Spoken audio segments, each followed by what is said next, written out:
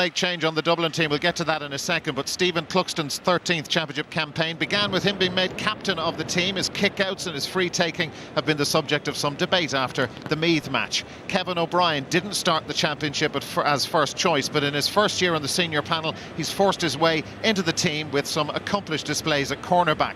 Another player who had to force his way onto this team is James McCarthy. He picked up an injury in the spring, but he's regained his place and the form of the last 2 years. The performance of the Dublin midfield pairing, a talking point certainly after the Leinster final, but Jim Gavin has again gone with Michael Dara-McCauley and Cian O'Sullivan. The half-forward line, Kieran Kilkenny in particular, earning rave reviews. Dermot Connolly has had a quiet championship by his standards, but a Saturday night quarter-final revives memories of his display against Tyrone a couple of years ago. And the change, Owen O'Gara is out. Brian Cullen, you see him there, placed at full forward. We do not expect him to start at full forward, but O'Gara is out, and Brian Cullen, the All-Ireland winning captain of 2011, is in his place. Cork, as far as we know, as selected, 36-year-old Alan Quirk has retained his place on the team. He impressed against Galway, his kickouts in particular hitting their mark in that match. Tom Clancy, 15 years Quirk's junior. He's one of 4 of this year's 21 starting this evening. A wing-back by trade, but he's just as comfortable in the corner. Belfast-born James Lockery hadn't intended playing inter-county with Cork when he moved from Antrim, but his pedigree and his club performances saw Conor Coonahan bring him into the fold in April. He's been impressing ever since. Alan O'Connor came on in the Munster final against Kerry. He helped turn the game in Cork's favour. He's named alongside Pearse O'Neill. Aidan Walsh at centre forward, but was switched to midfield against Galway and will surely feature there again before this evening is out. And finally, Kieran Sheehan, who also came on in the Munster final and impressed, starts at full forward. He's comfortable off left and right. He will cause O'Carroll and company plenty of problems tonight, Michael. Well, Dara, the crowd are in here at Croke Park, about 10 minutes to the throw-in. Let's see what the panel think about our second quarter-final here tonight. I'm really afraid to ask Joe Brody a question in case I stir the hornet's nest again. Are you all right now? Have you settled down? No, but look, you know, please. What about this change here? Brian Cullen in for Owen O'Gara. Well, it suggests that Cullen's going to take a deeper role, you know, play around the midfield, half-back line area, which is unusual enough for Gavin because they're trying to play the right way. A very attacking brand of football.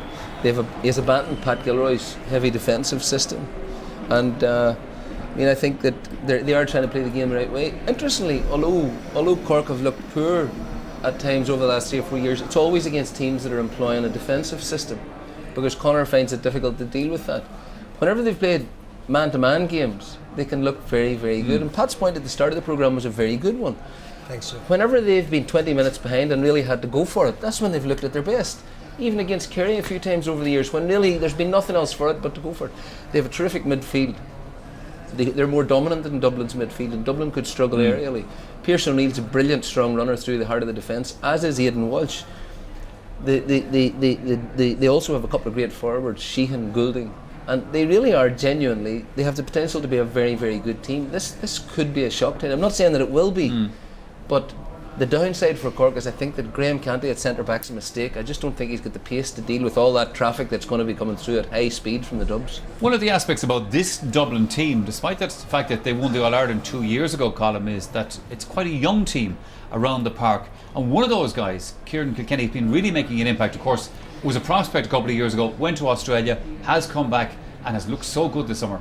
Yeah, Jack O'Shea said he was a junior footballer. I think Jacko regret saying that now. On big bubble. Against Meath, Meath's policy was to lay him out the field, hoping that he wouldn't do much damage, and Meath paid a heavy price for it. And I'm not big into statistics, but Kieran Kilkenny handled the ball 35 times in the Leinster final, which is about 2.5 times the normal. Most players, if they get the ball 17 or 18 times in a game, can do a lot of damage. And none of his passes went straight. Yes, and he set up the goal, he kicked 3 points from play, and every time he sort of did something very sensible. Here we have putting fantastic pass in for a goal here, and a great save by Paddy O'Rourke. But every time he had the ball, he did something sensible with it. And again, he's now coming up against what I think is Cork's weakest link in Graham Canty. And I was amazed that after the Munster final, when I thought Graham Canty was very poor, Cork made 6 changes and left Canty on the team. Now, Graham Canty has been a warrior, an inspiring figure for Cork, but he has played poorly this year. Yet, obviously, Conor Coonahan thinks that there's something that I can't see at the moment. His experience, his leadership? Good lad. It's certainly his leadership. As I said, he is a warrior. But, time catches up on everyone. And in the Munster final, he looked very poor. And I didn't think he was any better against Galway. No. Now, I can't see them leaving on Kilkenny. And I also see Cullen going back and playing in defence, because Meath caused problems to Ger Brennan, Rory O'Carroll and Johnny Cooper in the Leinster final. So I expect Dublin to employ an extra man back there, because they can't cope without him. You said to me earlier in the day, Pat, that being a Cork supporter must be frustrating. Because the team can play so well, and yet other times can look, as Colin's been alluding to. Yes, they have underachieved, there's no doubt about it. There's been bad and good. And I've highlighted the bad this year, and the bad has been in defence. Against Kerry in the Munster final, they set up a traditional man-to-man defence. It allowed Kerry acres of space, and it allowed in particular the Kerry forwards to run at the Cork defence. Now, some of these Cork defenders, Owen Cadigan in that case, Damien Callahan, and in particular Graham Canty, they are poor defending on the back foot. So that's number one. The same thing happened against Galway. They brought young Collins back as a sort of sweeper, but it was only a sort of sweeper. Exactly. It was a half-hearted attempt. And again, the same thing. Look at all the space. Look at the way the Galway forwards took on the Cork backs, without a hand being placed on it. And what I see, the problem is, Cork only start playing when the game is out of their reach. Here in the Munster final, they were 9 points behind early in the second half, and they took the game to Kerry. They drove at the heart of Kerry defence, and at times they were just traditional, and they booted the ball into the Kerry full back line. And it was the same against Galway, Michael. They only started playing 5 points down with 25 minutes to go when they introduced Paddy Kelly, they introduced Paul Kerrigan, they introduced Paddy Kissan, Michael Shields looked driving to the Cork defence. So Cork today, they have great players.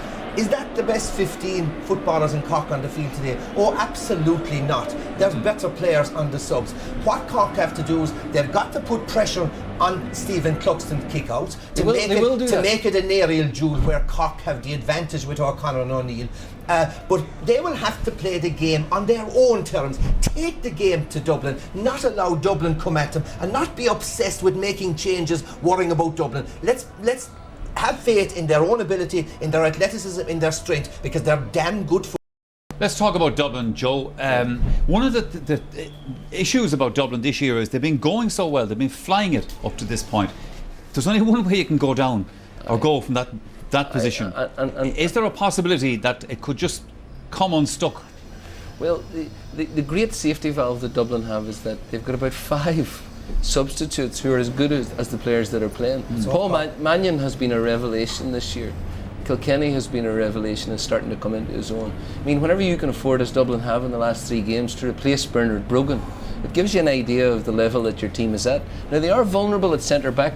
Ger Brennan's not that pacey, and against Meath were able to run lanes down through the middle of that defence. I suspect that's why Brian Cullen's been picked at full forward to go drop back as a sweeper there, because they'll have identified, particularly in the last quarter against Galway, the way Cork absolutely blitzed through the centre of Galway's defence with their power. Aidan Walsh, Pearse O'Neill, Alan O'Connor, Michael Shields, I mean, they blitzed them down that central channel, and they looked very impressive doing it. Well, so that's what Cork need to do a lot of tonight. Yes, absolutely, because one of the big problems with Dublin, they haven't been really tested. They weren't really even tested in the Leinster final. They weren't pulling up.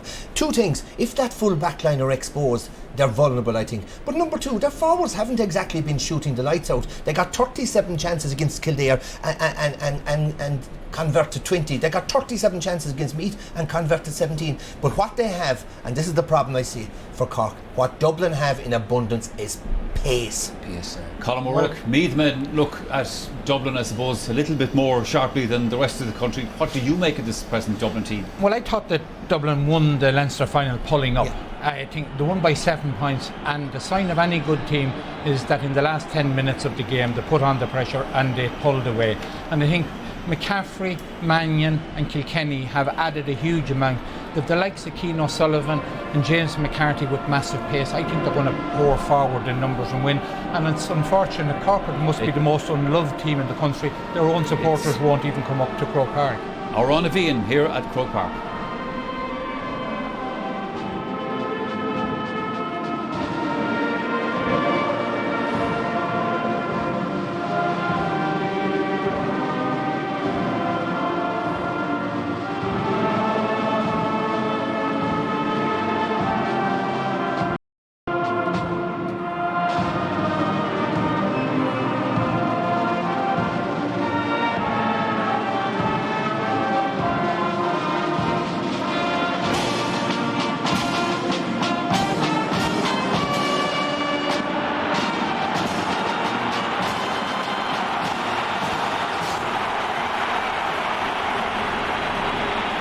scene is set, the time for talking is over. Let's get to the action live and join our commentary team of Kevin McStay and, of course, Darren Maloney. Michael, thank you. Almost ready to go here. Huge game between the 2010 and 2011 All-Ireland Senior Football Champions. The referee this evening, David Coldrick from Meath. A little earlier you got a glimpse of Dublin's former manager Pat Gilroy sitting in the crowd here in Croke Park. Dublin won the toss. Looking around at the flags down pitch side, there doesn't appear to be too much of a wind. Dublin will defend Hill 16 in the first half. Diarmuid Connolly has gone into full forward for Dublin. James Lockery is on Kieran Kilkenny. And Brian Cullen out in the Dublin half-forward line. And the game is on. A place in the All-Ireland semi-final up for grabs. Cork with the best record in the quarter-finals. They've only ever been beaten once in their 9 previous quarter-final appearances. And Pierce O'Neill gets onto it for Cork. Has help from John O'Rourke, one of the new guys this year. Daniel Goulding with plenty of experience. And speaking of experience, here's Graham Canty, 33 years young. Pops the ball out to Aidan Walsh, who has started in the Cork half-forward line. And the ball turned over, and here goes Paul Flynn, who's won back-to-back All-Stars. Paul Mannion, surely in the shake-up for a first All-Star this year. Bernard Brogan now. Remember the start he gave Dublin in the 2010 All-Ireland semi-final, but he's dropped that one into the waiting hands of Alan Quirk, the Cork goalkeeper. And now Graham Canty fires it out to Mark Collins, who's really done well for Cork this year, linking between defence and attack. Ger Brennan read where that was going. Brennan was taken off in the Leinster final. Michael Dara McCauley. Out to Mannion, he's out in front of Clancy again, but couldn't hold on to it. Picked up by Damien Cahalan, whose dad had a fair few battles with Dublin in this very over the years. Tom Clancy from Clonakilty, firing that over the head of Alan O'Connor. Not a particularly good ball, and there's Jack McCaffrey. And McCaffrey, Not a particularly good no, ball. straight into touch, I suppose you could say. His 6th year in charge of the Cork senior team, Conor Coonahan. And the performances this year, well, very good second halves in their last 2 games, but inconsistent has been a word that's been used regularly. But here they come with Brian Hurley. James McCarthy in front of it. There's help from Mark Collins of Cork. Collins with the quick hands, back to Daniel Goulding in front of Hill 16. And there's the first point of this All-Ireland quarter-final, and it's Cork's. And he punches the air in delight. Daniel Goulding opens his account. Cork lead. Yeah, lovely little bit of work outside. You know, Goulding gets it, it's too late in terms of marking him. It's all about accuracy, and that is his first shot at the goal, right over the bar. Loose kick out from Stephen Cluxton. Meath really did a number on the Dublin kickouts in the Leinster final. Gave them more problems than any other team had this year. They've only lost 1 competitive match in 2013. Foul by John O'Rourke and Jack McCaffrey.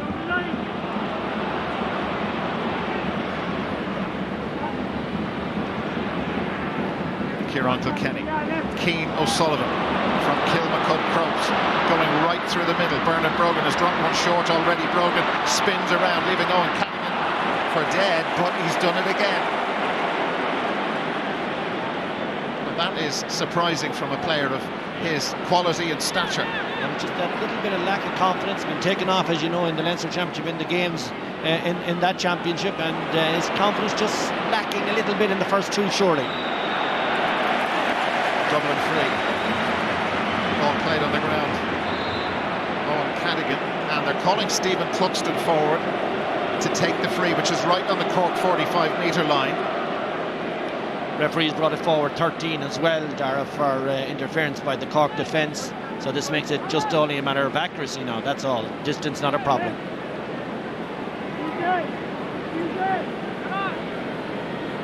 Didn't take it that long to get there either. I think he sprinted. 7 points in the 2013 championship for the Dublin captain, Stephen Cluxton. He's given that plenty, and it's right down the middle from Cluxton. Draw game in Croke Park. It must be said, Dara, that Yeah, these are the broken ones we were talking about earlier on. It's just that's lack of confidence, nothing else there, Darren. That's just a lad struggling to get his form, get his touch. He's out in front brilliantly and taking the balls early and all that, but you'd expect him to have all 2 behind his name already. But to get back to Cluxton, once he gets there, putting them over with that accuracy is incredible for a keeper. Michael Dara McCauley off the Cork kick out. Alan O'Connor seemed to have it and then lost it. Kieran Kilkenny giving Mannion something to chase, and he's quick as well as strong. There's Tom Clancy with him. Clancy seemed to challenge him a bit on the high side, but that has gone out for a 45. Alan Quirk was convinced that it was wide, and Stephen Cluxton is already on the move up the field to take the 45. Well, I must say I tended to agree with you in real time. We'll get a look at it here. Yeah, it might have been just the hand of the cornerback Tom Clancy that put it out. Not much in it. Now, while you were watching that replay, Stephen Cluxton, well, one of the Cork players, had a little word with him. It was John O'Rourke.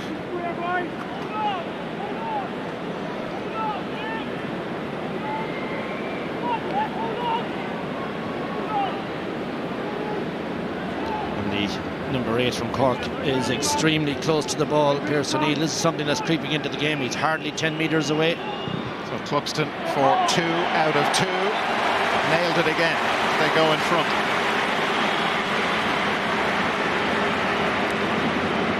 I suppose you wouldn't be expecting him to get these, Darren. I say that with all respect to the man. I mean, he did kick the winner in an All-Ireland final from same distance with huge pressure against him. So these must look as tap-overs for him. Right down the middle from Quirk. That was Alan O'Connor, the Dublin-born Alan O'Connor, who had it. James Loughery fouled. Cork win the free. Graham Canty. Out to the wing to Daniel Goulding. Now testing out this Dublin fullback line already. 2 Cork men in after it, and Jack McCaffrey back hoovering up. James McCarthy on hand as well. 3 Cork men around him. Keno get out of the way of the referee. Lost it. Kieran Sheehan for Cork. Sheehan, it's very high and it's very accurate from Kieran Sheehan. 2 apiece in the All-Ireland quarter-final, and that's a nice rangefinder for Kieran Sheehan. Yeah, well, the referee played advantage early on when the Dublin player obviously did not have the advantage, and the ball is turned over and ends up over the bar. Dermot Connolly further at the field now. Michael Dara McCauley, no Cork midfielder near him. He's open road in front, but Michael Shields behind him. Michael Dara McCauley stops, shoots and scores. It's certainly been open. Yeah, it's a great start from both sides, but I would suggest this is not the type of football that Cork want to allow Dublin play. It's wide open, it's high tempo, and scores are going to come if they don't tighten up.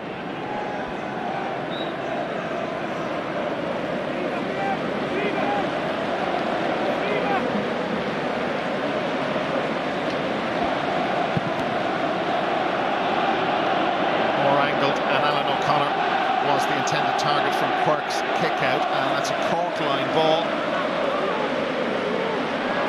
Huge crowd here. Over 70,000. Daniel Goulding with Ger Brennan in front of him. Help from John O'Rourke.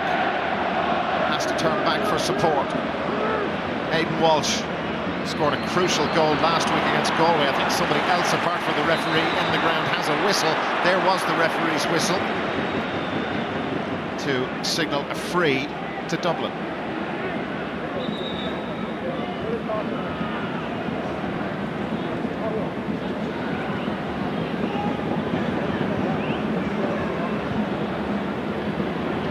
Kieran Kilkenny. Keane O'Sullivan. Paul Mannion again. When they play the ball up to him, he seems to have a couple of yards to spare on Tom Clancy. His jersey was pulled. Mannion's by Clancy, so a free, and Cluxton's on the move up already. It's just the sheer pace of it. Mannion comes off his marker. Tom Clancy doing all he can, but it's just sheer pace, and once the ball is put in front of you to bounce and his touch is good, he has the ball, as I've said earlier on. Too late then, now you're into foul territory, and now Cluxton has more practice. These aren't easy, of course. I don't for a minute suggest that they are. Against his wrong side for a Kithog, but he's been dead-eye Dick so far.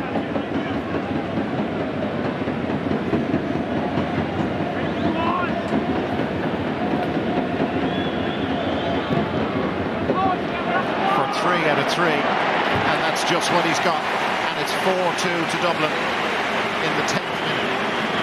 Oh, it's outstanding stuff, isn't it, Dara? Beautiful contact, magnificent accuracy, length not an issue, very composed.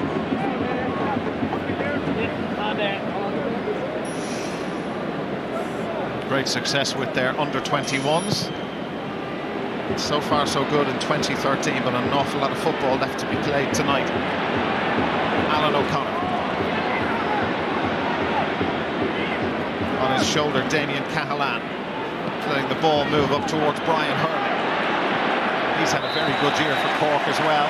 That is a Cork line ball, much to the frustration of the Dublin supporters and Dermot Connolly.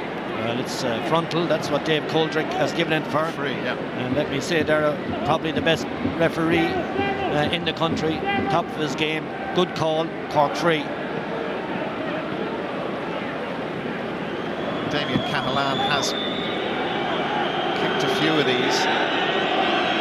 Missed one as well late in the Galway match, but kicked a very good one, I remember, in the first half. Not from this sort of angle, though. The whistle's not welcome, and he's a long way off target. I'm sorry, I just don't get that sort of an effort. It's the first wide of the game.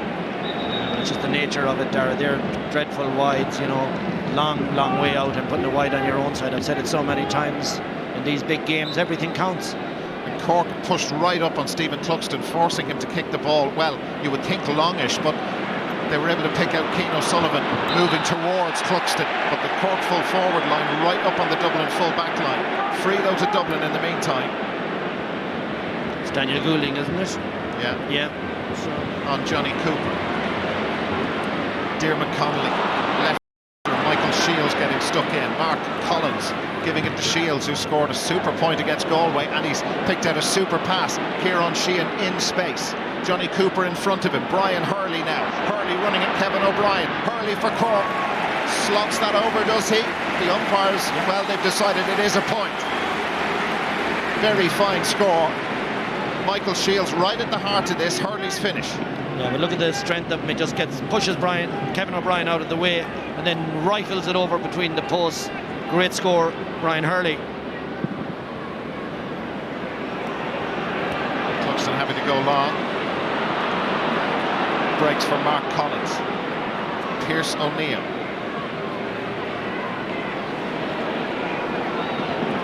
Damien Cahalane. Kieran Kilkenny is back. Dublin dropping players back as John O'Rourke had a wild swing at that, but it wasn't wild at all. He gave it absolutely everything, and that is a gorgeous point from John O'Rourke. Just swung the leg at it and it sailed over. 4 each. Yeah, it was a bullet, and I can tell you the fear in Stephen Cluxton's eyes when he realised that ball was flying towards his crossbar. He back at a rate of knots, but it cleared it for a super point. O'Rourke's 6th point. Scores from play. Cork 4 out of 4. Dublin with just 1 from play. That was Michael Darragh Macaulay's point. Bernard Brogan has missed a couple of scoring chances for Dublin. Brian Cullen, the late alteration to the team, and that was a fraction on the late side from Alan O'Connor. Referee saw nothing wrong with it, though. The reaction of the crowd probably drew attention to it more than anything else. Yeah, but real intent from Cork the minute he went to ground, in like a bullet. Now it's Owen Cadigan up from right corner back. Challenge from Keane O'Sullivan. Rory O'Carroll picks up the loose ball. Kieran Kilkenny. Cracking pace to it, and it's been provided by both teams, not just one. Bernard Brogan again out in front of Michael Shields. Brogan, provider this time. Paul Flynn through. Was he pulled back? Flynn goes down. Seemed to collide with Tom Clancy, but the ball has been called as wide. It was just a coming together of the two players. Well, I thought he might have been pulled back in the first instance, just there. Gets away with it. Yeah, that's fine. Nothing wrong with it. Wide ball. Just there. That might have been where the first call was, but it wasn't. In fairness, Jimmy, out of it. Wide ball. That was Brogan and Alan O'Connor. But the minute he went to ground, surrounded by 4 Cork players, Dara, just showing their intent. They're well up for it. At 4 each, they'll be very happy with that start. Loose from Cork. Ger Brennan happy to take the gift. Here's Jack McCaffrey. First chance for him to really forage into Cork territory. He's incredibly quick. Options all to his right, but McCaffrey goes himself. McCaffrey for Dublin. Cadigan got a foot to that.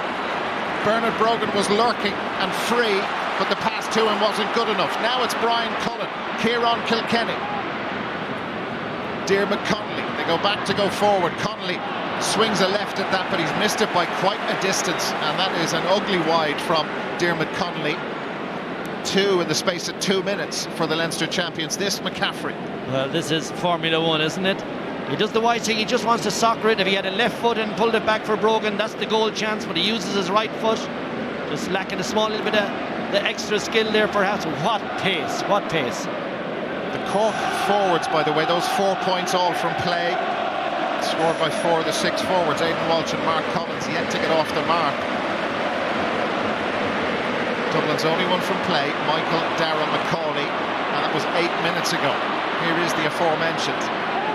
Hit hard and fair by Alan O'Connor, and O'Connor was caught by an arm and the ball turned over, and here come Cork, incredibly determined. Mark Collins, and a stalemate, and the referee will throw the ball in to restart the game. Wasn't that clever by Mark Collins? Knew he was going to be hooshed out over the sideline, dropped the ball to his feet. There's a lot of comments sometimes when you drop it, are you throwing the ball onto the ground, and is it a foul? But clever play by him, and he gets a throw ball. 50-50 now. 4 each, the sides level 3 times already. Ger Brennan was clearly holding Daniel Goulding, and Goulding wants to keep the pace high towards Kieran Sheehan, who's brilliant in the air. There you go, Kevin O'Brien, the Dublin defender. Brian Hurley there, and that was thrown and a let off for the Dublin full back line.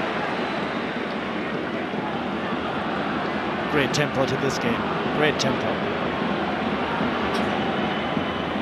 Paul Flynn, Damien Cahalane just behind him. Jack McCaffrey moved ahead of Flynn to give him an option. Ger Brennan. The foot pass up to his Vincent's clubmate, Diarmuid Connolly. Ryan Cullen ahead. Paul Mannion is screaming for it. Again, he's got a yard or 2 on Clancy, but Diarmuid Connolly waits for another option. Certainly taking his time deciding, and then goes with the fist pass up towards Kieran Kilkenny. Brogan and Mannion wait, and Kilkenny from a difficult angle. Wasn't the best decision he's ever made. Good pressure put on him by Cork, really good pressure. Well, that tells us that Cork are really up for that, and sometimes you wonder what sort of team is going to turn up from the second capital, and I can tell you today they are well up for it. They're flying into every tackle, they're pushing up high lines defensively and offensively, so they're getting really tight on all the ball players, and every ball is going to be earned. And these two, Ger Brennan and Daniel Goulding, having a bit of a tussle off the ball. Cork have been right in the Dublin faces from the moment the ball has been thrown in.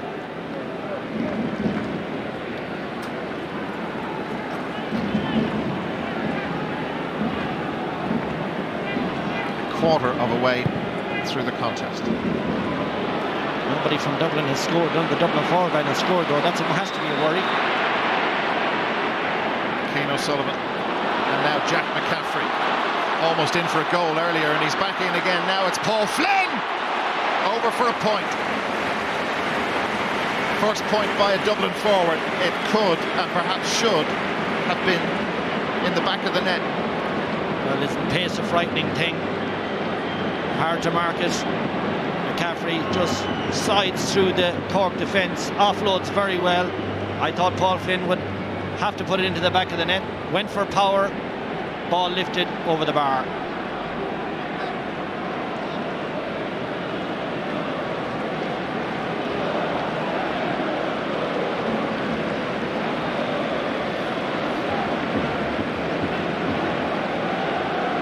Walsh and Alan O'Connor trying to give Alan Quirk some decent targets. They've all spread out right across the middle of the field, and that's gone right down towards Alan O'Connor.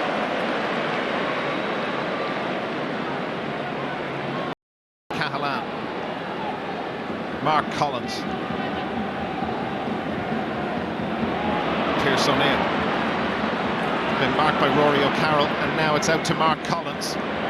Good ball in towards Hurley. That's a 45. That's a 45. At last touched, I think it was Kevin O'Brien. Kevin O'Brien, yeah. that high ball is causing a little bit of concern in them. You see Kevin O'Brien scurrying with his back to the goal, and the one thing he doesn't want is a clean catch from Brian Hurley, because if it is, he's in goal territory, so he's happy enough to give away the 45. Now, can Cork be as accurate as Dublin were from 45s? Damien Cahalan missed that free from a difficult angle, and with the angle from a lot further out than this.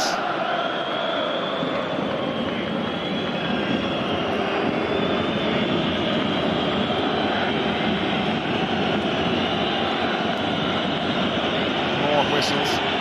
Cahalan, elegant strike of the ball, and that's right down the middle and over the bar. 5 each. 15 minutes to go to half-time. 4 times we've been level. Wasn't that just a beautiful strike from Cahalan? Really made amends for his early one. Beautifully placed, split right down the middle of the goalpost. Stephen Cluxton taking a fair bit of time over the kick-out. Michael Darragh-Macaulay was who he was aiming for. James McCarthy, he hasn't had opportunities to run forward with the ball, which he loves to do. Back down to the pressure Cork are putting them on everywhere, or putting them under. James Lockery, the former Antrim player, the high ball goes in again. Brilliant from Kieran Sheehan, and he's fouled on the way down.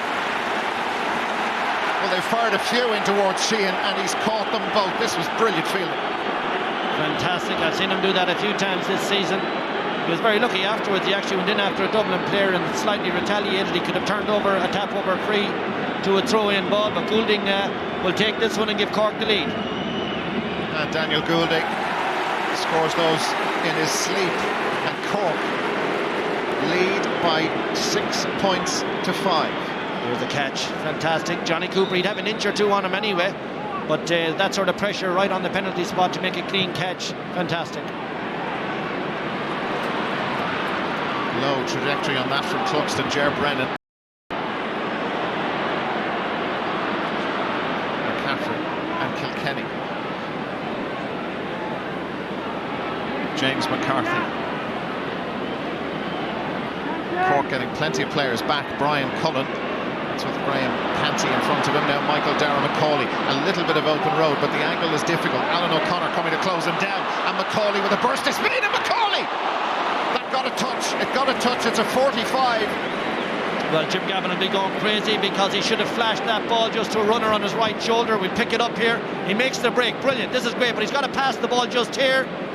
Instead he backs himself, and it's saved. That's the problem. If you're going to take them on, make sure you score them. But Quirk gets his chest to it, but just on the right. I think it's Bernard Brogan. We'll pick it up in the replay. If he flashes that to Brogan, I'm sure. I saw him coming into my line of sight. What a chance. Stephen Cluxton up already.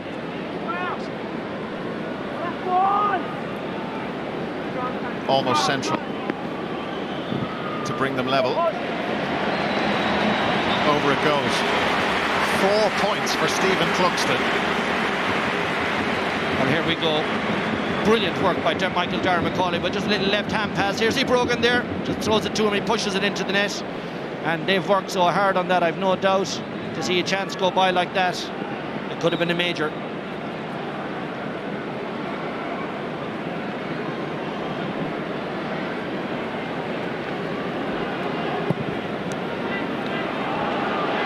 Take your eyes off it.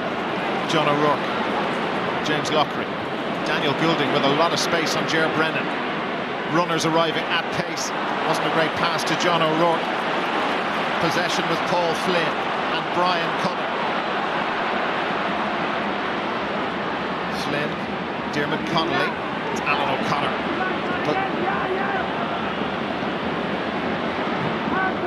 Connolly for Bernard Brogan. Callaghan switched on to him. Here is Bernard Brogan. Brogan showing Callaghan the ball, and Callaghan holding him up. Keane O'Sullivan goes and tries to pick it. Dublin have been awarded a free. Not 100% sure you're on. We'll go back to it. I've no doubt later James McCarthy came across very hard on John O'Rourke. Ball ends the other half. Here's the pass in by Goulding. That's fine, but that's, I would say, a little dangerous. Ends up the other end. I thought that was a handy enough free for Dublin. Paul Mannion will gobble it up, I've no doubt, but looked reasonably okay to me.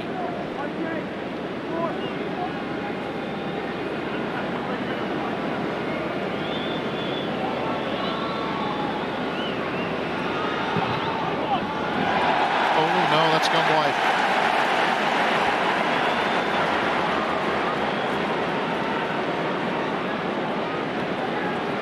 That's a miss you wouldn't have expected from Paul Mannion. Kicked a little bit of curl. He came on it very straight, I thought, actually. He ran up to take the free and pushes it out to the left. Still 6-all.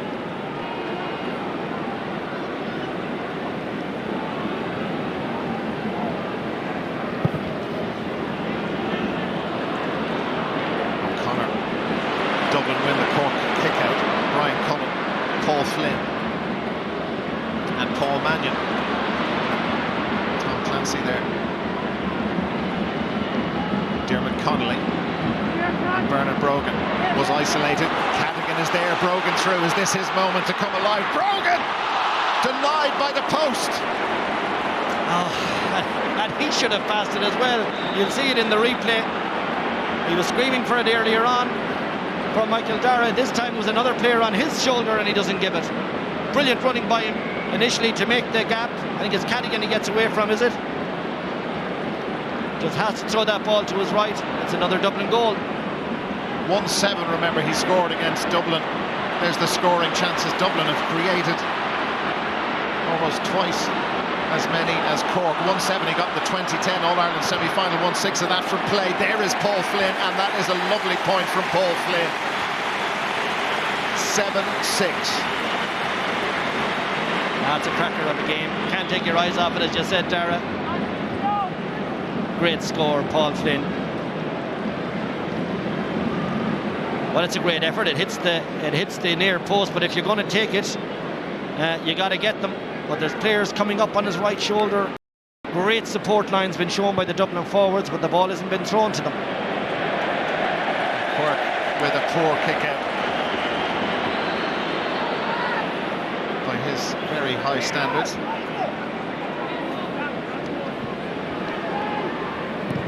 Flynn, again it's for Brogan, and Cadigan's there with him and he's beaten him in the air. Kieran Kilkenny goes for the point. Kilkenny, and he's got it.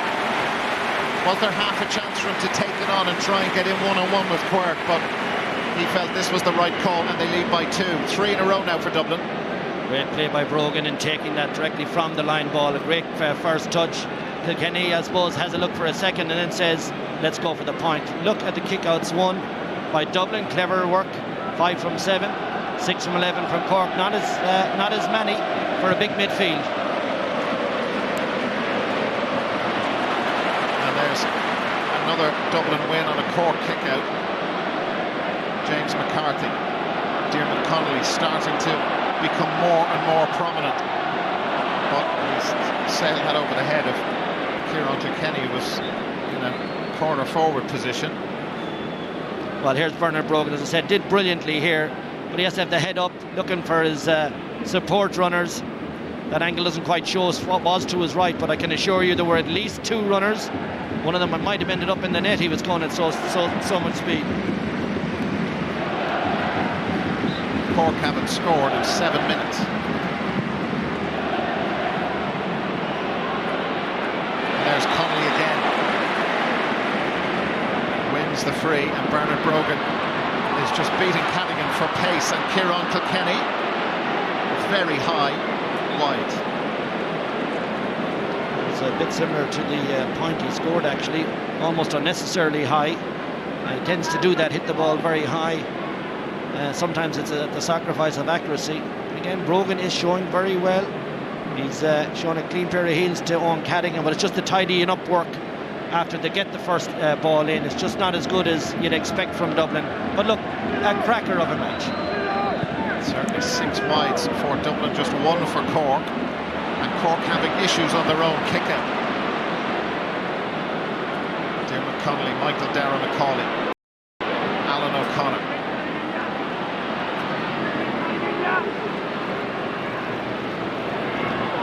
Brogan is calling for it again, and the pass a bit on the heavy side from Dermot Connolly. That's a sideline ball, that's not a wide.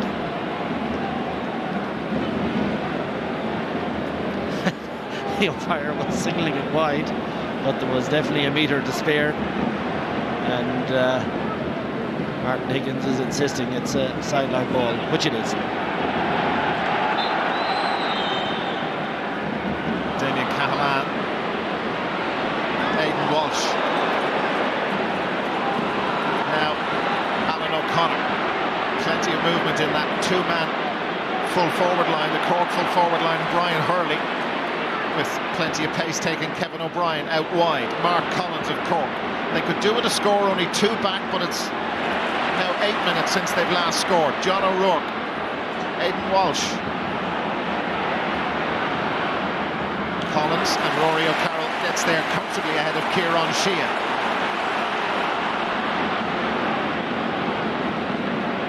Tide has definitely turned in Dublin's favour in the last 10 minutes or so. 3 unanswered points coming off the back of 2 successive scores for Cork. That's Johnny Cooper and that's Michael Shields, who's gone in on Brogan, doing well on a big powerful fist. Pearse O'Neill, Graham Canty. Again, they decide to test out the full back line, but there's 2 Dubs and 1 Cork man up there. Kevin O'Brien, Rory O'Carroll, Ryan Cullen coming for it as well, short. A lot of good runners. Dublin showing a lot of pace still in the game at this juncture of the game. Johnny Cooper up from cornerback. Jack McCaffrey. Low foot pass up towards Bernard Brogan. That trademark pickup. Michael Shields isn't going to let him get away that easily. Shields is with him all the way. And Brogan trying to burrow a way through. In the end, he just cuffed the ball up, and Damien Cahalane has it for Cork. He's not out of play. The ball isn't out of play, and Cork come away with it. Pearse O'Neill. James Loughran. Now 10 minutes since Cork scored. Maybe this is the moment. Tom Clancy is up from cornerback, and Clancy floats that one on the angle towards Kieran Sheehan. 2 Dubs on him again, and there it goes over the bar for Mark Collins. And Cork needed that just to stem that blue tide. Just a point in arrears heading to half-time. But you've got to credit Kieran Sheehan. I mean, Cork obviously know what he can do in the air at training, and they're targeting him. And against 2 Dublin players, he gets the touch back to Mark Collins, and he just floats it between. Crucial score, big score.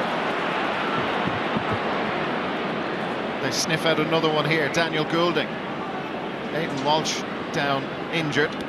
Bottom of your screen. Cork play on, and again it's the aerial route, and brilliant from Sheehan. Goal chance for Cork here. Deflected off O'Carroll. Still there for Cork. Half-hearted in the end from Brian Hurley. Should have got a score out of that, but Sheehan in the air, causing havoc in the Dublin full back line, even when he's been marked by 2 players. Treatment coming on for Walsh. This is it again. Well, he even has a bit of hang time in that, because he gets up early and stays with it. Great block, didn't quite pick it up even on the replay, but as you said, you got to get something from that, Dara. If you're down there looking for goals, at least come away with the point. And it's a great block. Actually, it's O'Carroll, isn't it? Rory O'Carroll, brilliant block, but nothing from it. Free out to Dublin now on their own 45. And they've an issue with Brian Cullen down injured. I think Aidan Walsh will be okay to continue. So much talent on that bench. The same can be said about the Cork bench, with all the talent and experience that they have. And that's for sure. But 1 point game, couple of minutes up to half time. Brian Cullen is limping out a bit. I think he's going to be okay.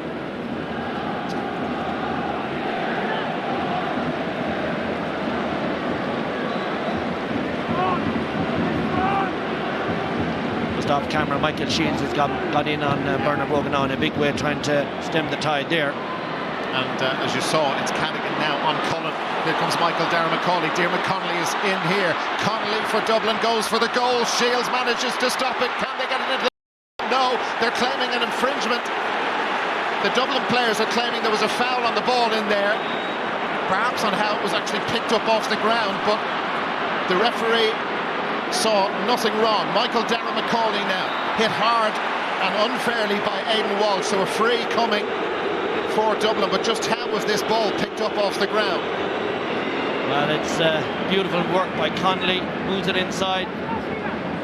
Oh yes, absolutely picked clean off the ground. That's a penalty. Technical infringement inside the small rectangle. Oh, how did he get away with that? A lot of legs, of course, a lot of coverage, but he gets away with it. Very similar to Cavan, they were in the championship. Was it Conor Clark that went back and flicked it off the end line? Well, Paul Flynn, you saw the disbelief on his face, and he's still talking to referee David Coldrick about it. But Dara, just an observation. There's two umpires down there. What help have they given him on this call?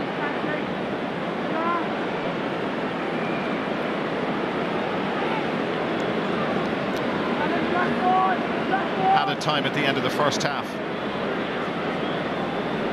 They could have had a penalty, should have had a penalty. Brogan puts over the point his first of this All-Ireland quarter-final, and it's Dublin by 9 points to 7.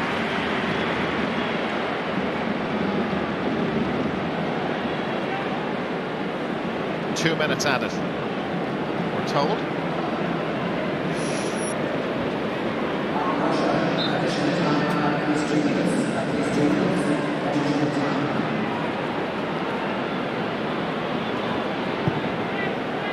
Cork's restart.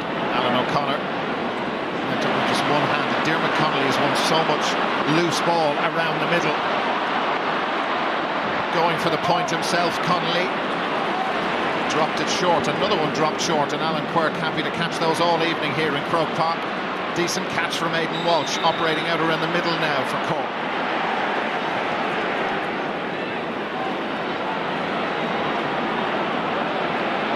John O'Rourke, real speed merchant. Mark Collins of Cork steadies down, takes the shot into Hill 16, and it's come off the post, and Rory O'Carroll with an important touch, but it's come out to Pearse O'Neill. Now it's Daniel Goulding. Goulding, great block down, I think, by out for a 45, which Damien Cahalane will fancy. But again, Darren, nothing from it. Once that comes off the upright, it's a live ball. Great chance, just recycled. Now Daniel Goulding has to get this, but look at this for a block. Throws himself right across it, but still Goulding should have got something from it. Maybe Cahalane will. Yeah, remember his last one, a beautiful stroke of the football. Cleared the bar by quite a distance. It'll be a real morale booster just coming into half-time. Just makes it a one-point game, and it's rocking still for Cork and Dublin as they go in at the half-time whistle. Big kick. And they had a 10-minute period not so long ago where they hadn't scored. Dublin went 8 minutes without a score earlier in the half. This to send them in at half-time, just a point in arrears. Damien Cahalane, no. That's only their second wide.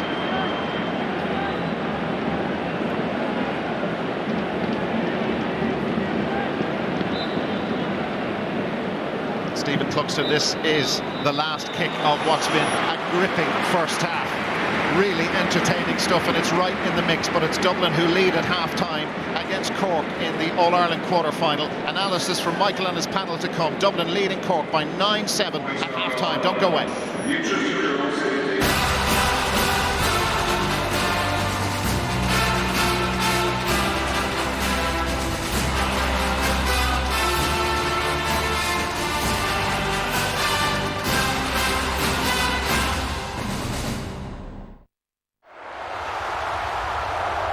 Ulster Bank, your home team, whatever your county colours. A free holiday's up for grabs, and you've got to be in to win, so stay watching through the break. How come I can understand you? Are you using some sort of neural language router? Actually, I'm speaking English, you idiots. Okay, we're just a couple of regular guys walking down the street with a small cowboy. Paul, Thursday at 9 on RT2.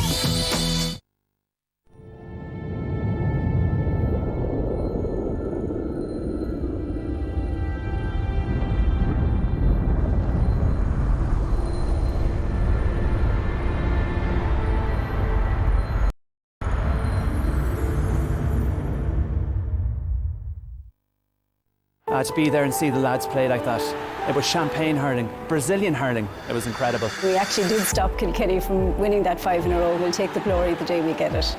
The greatest victory of all times for Waterford. We don't win too much, but that was a great one. The pace and the skill level, they just absolutely raised their game. Everyone knows how good Kilkenny are. The game is exactly how hurling should be played. It was absolutely unbelievable. The GAA Hurling Championship. Nothing beats being there. The same hoarse voices, the same clenched fists, the same words uttered that some sitters missed, the same soaring highs, the same crashing lows, the same oh yeses, the same oh noes, the same old characters, the same place in the stands, the same mad passions. We're the same, we're fans. Love GAA, read Irish Examiner's Monday Sport.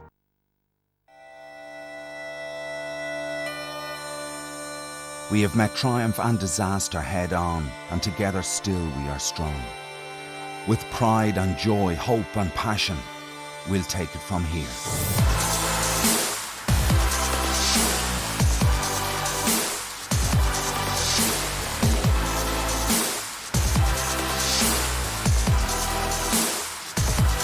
Chill Insurance, we'll take it from here. Lucozade Sport Club Crusade is back, and it's even better. This year, your club will get free match and training kits and clothing in exchange for Lucozade Sport bottle caps. So get your club registered, start collecting those bottle caps and get quality gear for your club. Register your club today at lucozadesport.ie.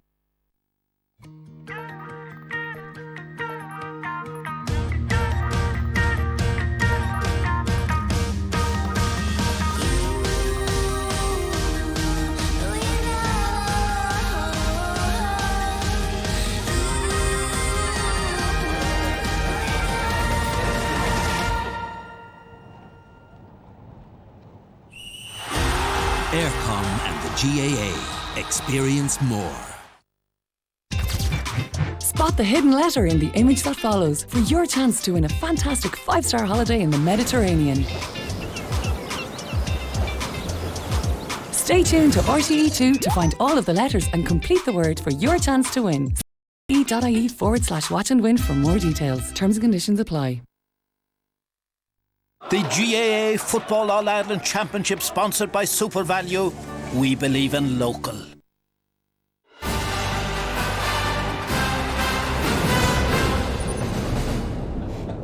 Welcome back again. Just a reminder, Dublin leading Cork by 9 points to 7 at half-time. Colin O'Rourke, you've got to know that joke Joe Bradley is telling you. Have you enjoyed that first half? Unrepeatable, by the way. It was his joke. A lot of what Joe has said tonight is unrepeatable. But anyway.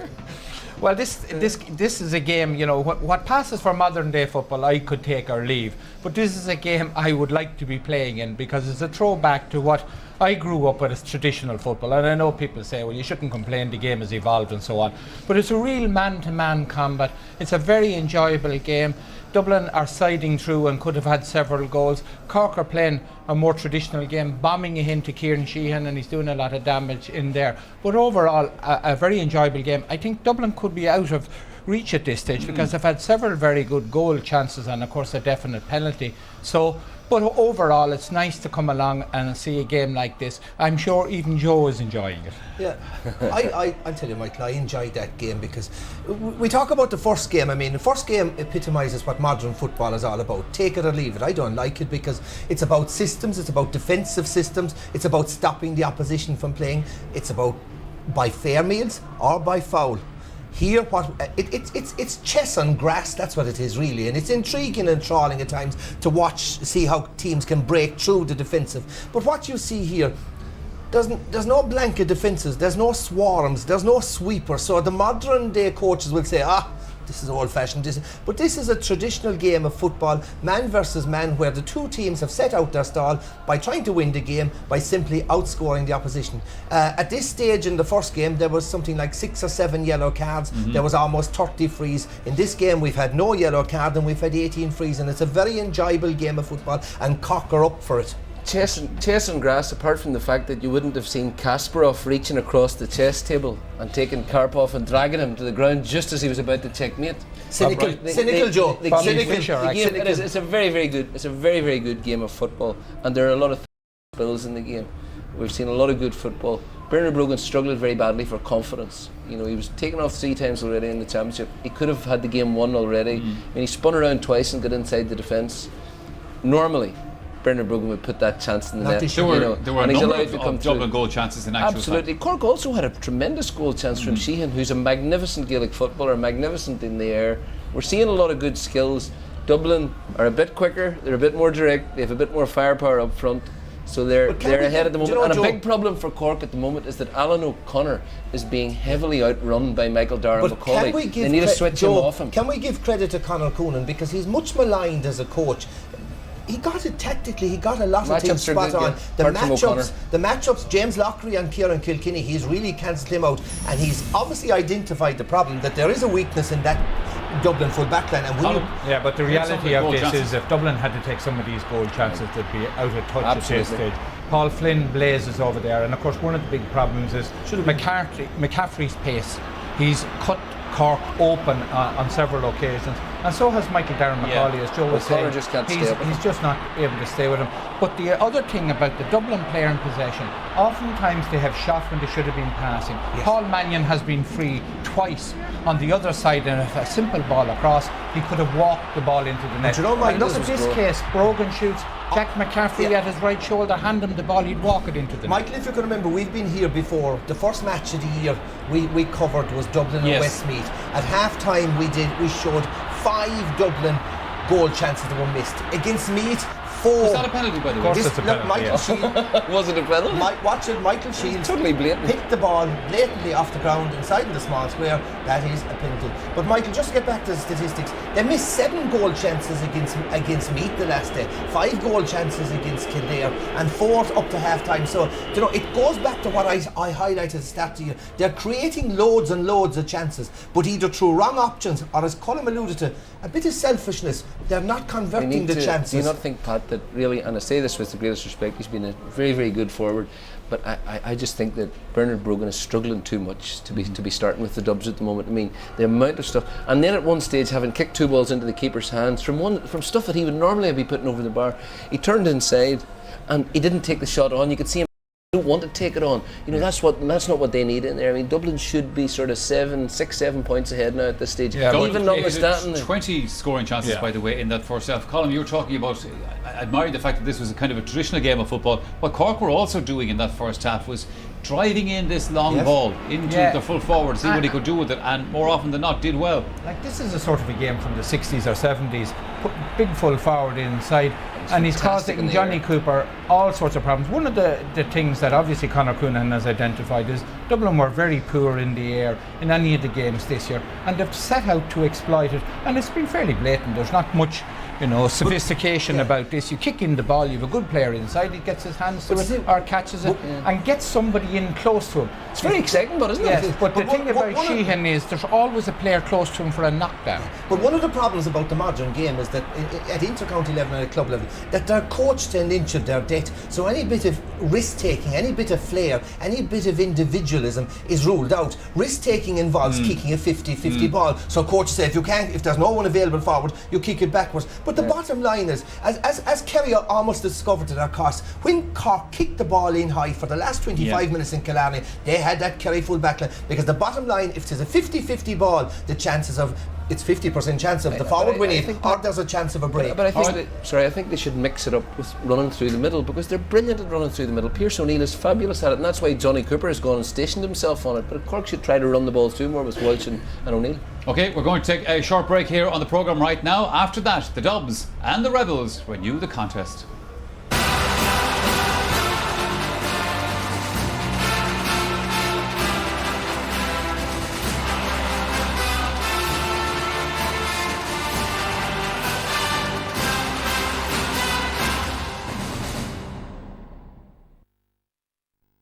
The Aircom Championship Challenge Weekly Quiz. To win match tickets, why not play at experiencemore.ie? The competition's really hotting up. It has to be perfect. Every task I get more and more nervous. 2 minutes. A certain task could change everything. One of you is going home. Celebrity MasterChef Ireland, Sunday at 9:30 on RTE1. Proud sponsor of Celebrity MasterChef Ireland. When I don't have to pay for any baggage.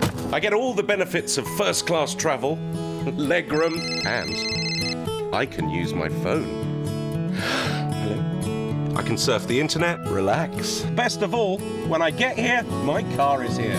I like to call it a carcation. It's fantastic, like the ship. Get away the easy way to Britain and take the kids for free. Book today at stellaline.ie.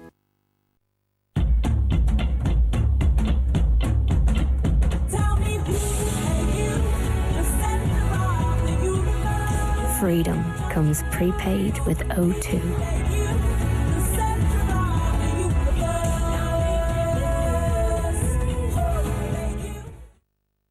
When you're ex-CIA, MI6 has just given me a contract to kill you. retirement is not an option. Wow. Is everybody going nuts? Red 2. Happy days. Bags packed for the morning, fortnight in Malta on me holidays. Really? With who? I know, yeah. Woohoo! No, with who? That's right. Woohoo! 2 glorious weeks of peace and quiet. With who? Stop it. Somebody seriously needs some smarts. At Carphone Warehouse, get €100 cashback on the Samsung Galaxy S4 when you connect to Meteor Smart Unlimited. You won't find a smarter deal anywhere else. See your local store or carphonewarehouse.ie today.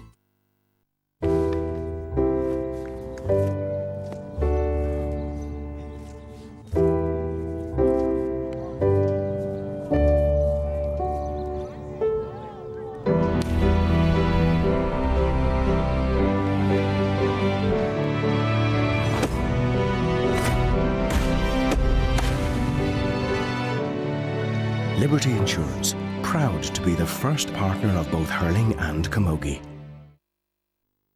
Centra has everything you need for a bank holiday get-together. Like Centra Fresh Irish strip loin steak 2-pack, only €6. Centra Rashers, sausages and mini puddings, €1 each. Centra Party Food range 2 for €5. And Winding Road wine, half price.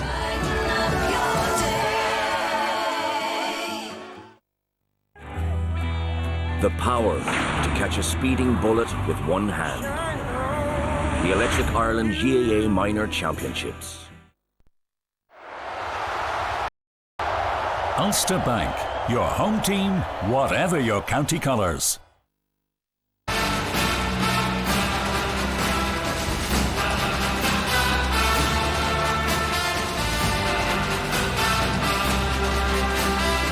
Attendance of 70,000 here at Croke Park tonight, and earlier on in their first match that we saw, the first quarter-final, Tyrone made their way into the last 4 of this year's football championship, beating Monaghan by 14 points to 12. And they now face the winners of tomorrow's clash between Mayo and Donegal. But here at half-time in this Dublin-Cork encounter, just a reminder, Dublin leading by 9 points to 7. And just to mention to you also, by the way, that after tonight's match there will be another chance for you to enter our big competition here on the programme. There is a trip around the world with spending money as well, so do watch out for that. Colin O'Rourke, who do you fancy now after seeing that first half? Well, I fancy Dublin, still fancy Dublin, because I think with all the goal chances they're bound to get one, and a goal for Dublin is worth more than 3 points, especially into the Hill now as well. The Hill. And I think the second half is going to be more a battle of the subs, because Dublin will send for Dennis Bastick and Kevin McManaman and Dean Rock, and Cork have Paddy Kelly and Paddy Kerrigan and Donnacha O'Connor to come on, so they will be significant. I understand Paddy Cassan is going to come on. Yeah, Paddy Cassan. Don't know yet for who. I think Alan O'Connor has struggled at midfield. Diarmuid Connolly has been really struggling for Dublin with kicking the ball away. Going off.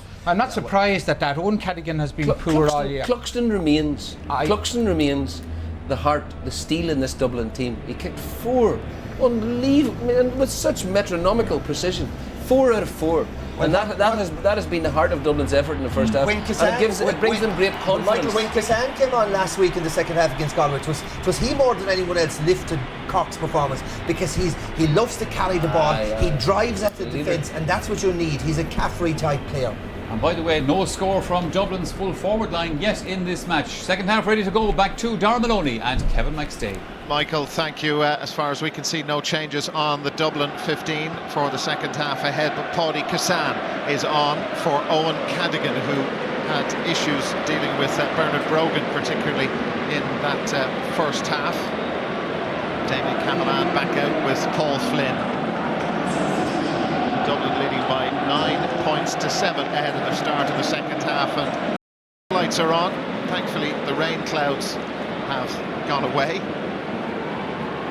Pearse O'Neill is at full forward for Cork. Aidan Walsh is at midfield for the second half, Dara. They're the big changes that I see. Second half underway. Alan O'Connor catching cleanly with Michael Darragh Macaulay. And fouled. First touch of the evening for Paudie Cassan.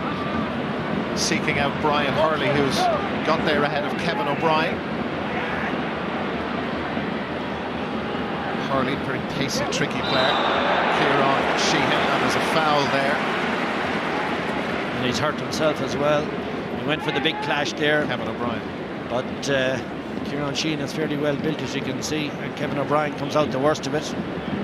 And this is a very scoreable one for Cork. And for Mark Collins.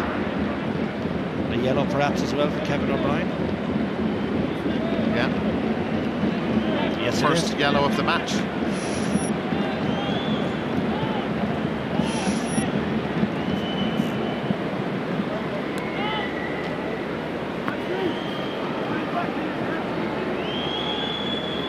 Mark Collins has a point from play for Cork so far this evening. He's happy with that one, and the white flag goes up.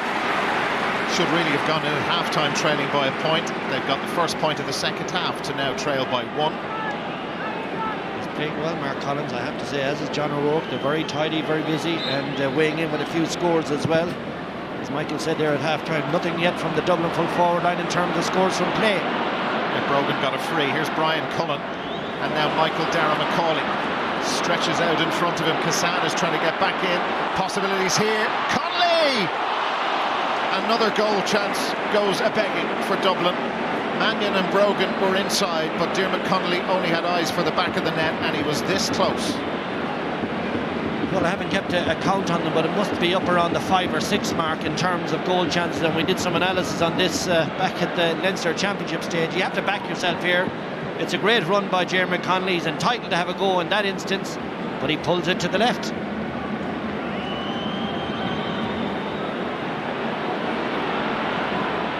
Cullen couldn't hang on. Michael Darragh Macaulay fires the ball forward to Bernard Brogan. Brian Cullen. Kieran Kilkenny bottled up 3 Cork men close to him. Bernard Brogan just the same. Cian O'Sullivan spots a gap and pops the ball into the space. Mannion's out there and Jack McCaffrey going round the back. McCaffrey is through! Oh! What a goal from Jack McCaffrey! A stunning strike. How did he manage to fit that into the top corner? But he did. Quirk was out almost on his toe, and they've made their move, and they lead by 1-9 to 8. Early days, second half. What a pass by Cian O'Sullivan in the back door. Lovely pick up by Mannion. Lovely quick transfer. Look at the pace, and he roofs it. Absolutely roofs it there. This is a tremendous finish for a wing back. He's been threatening it all afternoon, and bang! What a goal. 19 years of age, he's enjoying himself here, Jack McCaffrey, but still a long way to go. James Loughrey gives away the free on the 45-metre line. Stephen Cluxton heading up to take it already. Have a look at this again. Well, we missed the Cian O'Sullivan pass, but let me tell you, it was a beauty. The layoff by Mannion was perfect, and the finish, well, look at that, what a score. And the big thing now from Dublin is the momentum that they draw from these goals. They have the free, as we know. Cluxton will go close to nailing it. And look at the big swing then. This could be a 5-point game, literally a couple of minutes into the second half. That's the momentum that they can get. What a goal. The baby-faced Jack McCaffrey. The baby-faced assassin. What a finish. It was tremendous. His first goal in senior championship football. A memorable one. We saw Kieran Kilkenny receiving some treatment. Here's Stephen Cluxton. 4 points he's got in this All-Ireland quarter-final, and there is number 5. A goal and a point in the space of about 1 minute and 20 seconds. 1-10 to 8. By a little distance, he's Dublin's top scorer. Cullen was talking about old-style traditional games from the 60s and the 70s. That's something he wanted seen. Goalkeeper, top scorer.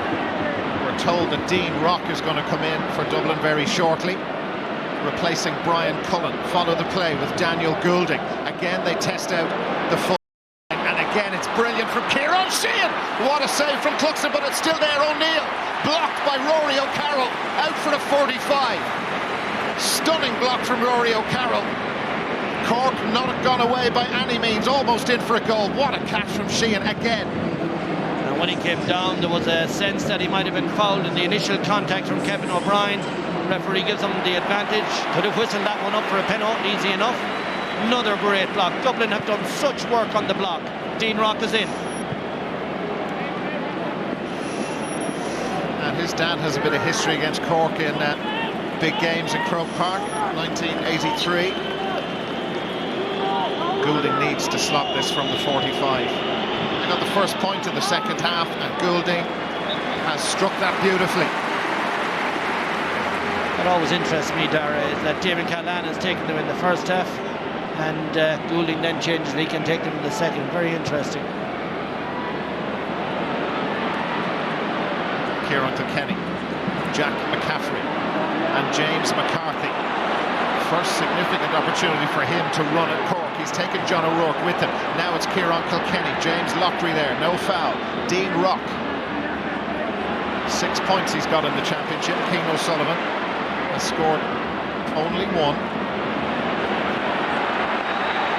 Bottled up and fouled. A couple of Cork men wrapped around Keane O'Sullivan, and it's Stephen Cluxton time again. Yeah, and I think this is a foul. They just get a little bit over. See, they're holding the upper part of his arms. They're not allowing him playing it.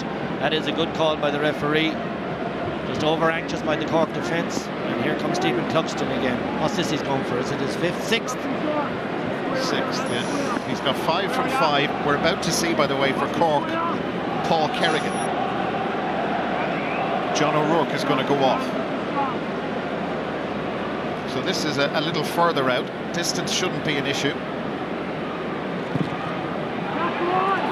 He's turned his back on it and in disgust because he's put it wide. That's their 8th wide. John O'Rourke off and Paul Kerrigan. Matches against Dublin run through his family as well.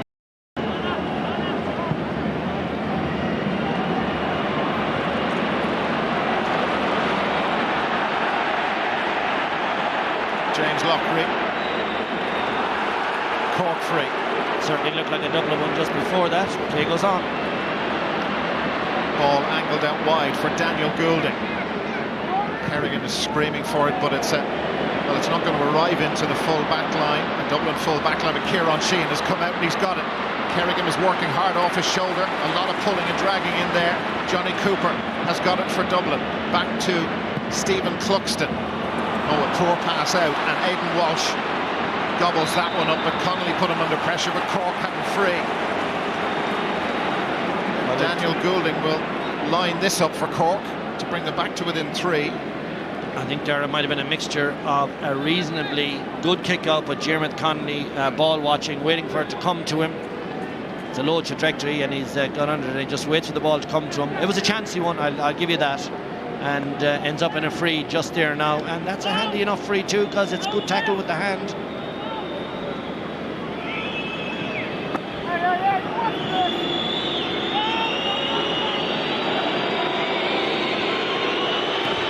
Goulding just drawing this in. That's a beautiful strike from Daniel Goulding.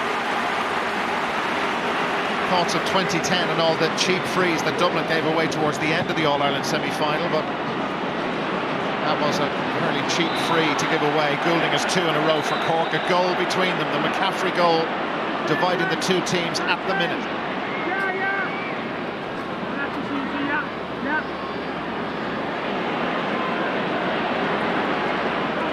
Ger Brennan. Again with 12 players inside their own half. Now it's Michael Dara McCauley. Alan O'Connor, good feet. Now Dean Rock. Rock for Dublin, and over it goes, and he's making an impression just a couple of minutes after coming on. Stretches it out to 4. Nice ball in from Kieran Kilkenny, but Michael Dara makes the incision in the Cork defence and offloads, and Rock is very, very accurate forward. Aidan Walsh playing against CU pals here this evening in the Dublin colours. James Lockery. Dean Rock working hard. They start their pressing in their full forward line. They had it, then lost it. Good work from Cork. Paul Kerrigan fires it in long. Kieran Sheehan, lovely little touch from Sheehan. Now Brian Hurley turned back into trouble. Hurley goes high and Hurley sends the ball over the bar. Really good point. Direct, fast ball into the Cork full forward line, giving them serious success, as it did in the first half. 3 again between them. As it did in the Leinster final when Meath bombed them in the full back line. They are struggling in that area. We talked about that in the build-up during the week, and Cork are obviously targeting it. And they've come back well from the goal. It's 3 in it, still very much in the match. Kieran Kilkenny did well to secure the ball for Dublin. Dean Rock with Graham Canty. Great pick-up from Rock under real pressure from the Cork captain, Michael Darragh Macaulay. Diarmuid Connolly spots a gap around the back and he leaves Alan O'Connor for dead. Diarmuid Connolly for Dublin, bearing down on goal. Oh! It ends up wide. He was in several minds as to what to do. Well, I think I know what exactly he was trying to do. He sees Mannion the far side, but he uses a fist, and that puts too much power into it. Often coach them just use the open hand. It's a much nicer touch, and if he floats that across with the open hand, Mannion has it to palm into the net. Yeah, the idea was right. The execution left a bit to be desired. Wide. Jamie O'Sullivan is getting ready to come in, and we're told that it's Graham Canty who's going to go off. Tom Clancy. Is it cramp? They might have to hold up on that, mightn't they? Because if he's going down with cramp, no point in taking Canty off. Well, the officials board went up with the number 6 on it, but are they going to hold off and see how Clancy is going to manage over the next few minutes? Well, I'm watching Conor Coonan and I'd say he's looking for an amendment to the little slip of paper that goes to the 4th official.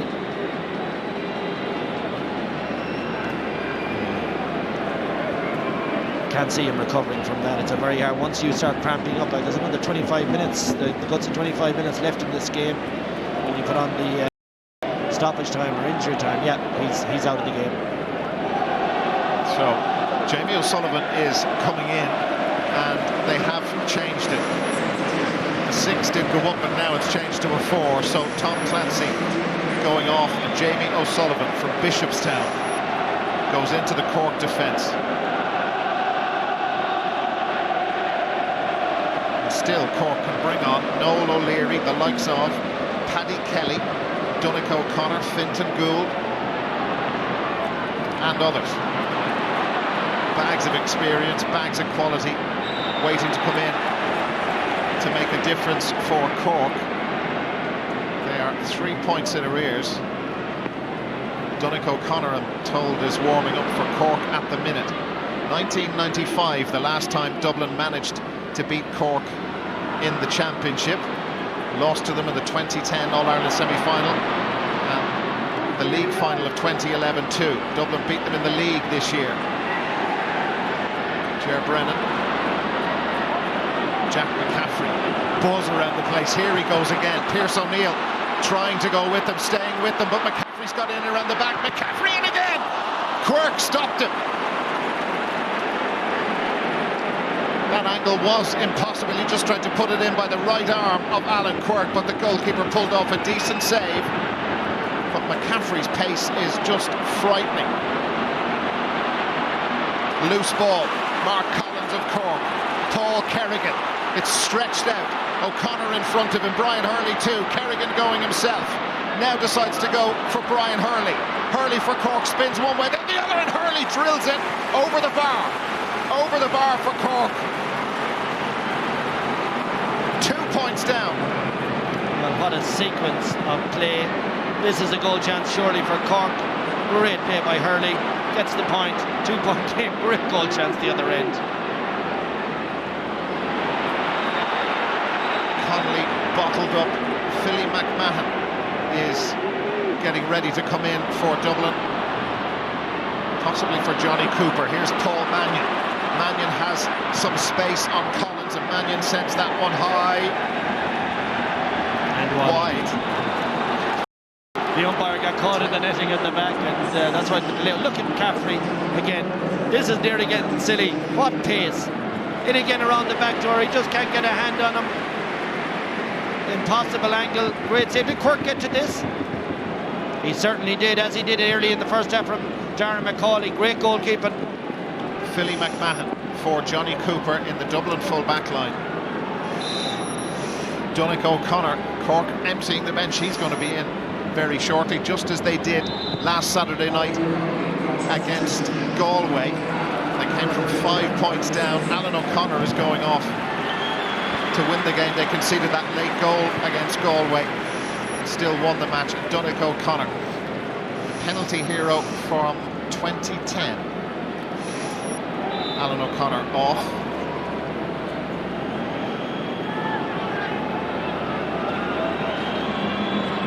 Taoiseach again to Kenny. Big day ahead for him tomorrow.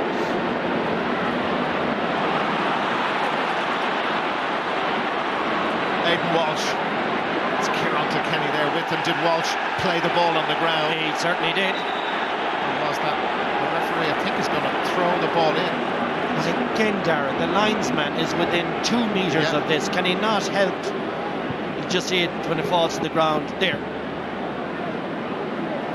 I don't know who it is. It's David Goff on the near side. It is, yeah. I mean, he's got to help Dave Coldrick on that call. Just talk into the microphone, let him know.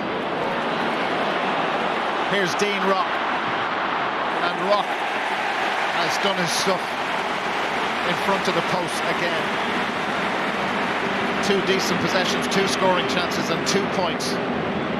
Goal between them once more. 17th minute of the second half, a quarter of the game to go. And I must say I was surprised when I didn't see his name on the team sheet. Did well the last, and I can tell you, he gave me a few sleepless nights last March trying to plant from. He's an extremely accurate player, very hard to mark, very elusive, and he's doing his bid no harm again tonight. Cork free.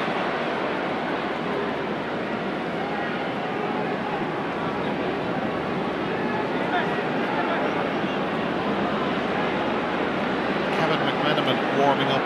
Dublin Cork have used 4 out of their 5 subs, and here they come with Brian Hurley. Scored the last point. Mark Collins, last point for Cork, that is. Collins with Michael Darragh McCauley and James McCarthy around him, and 2 others. Dare not foul him, and he's played the ball on the ground. Disciplined defending.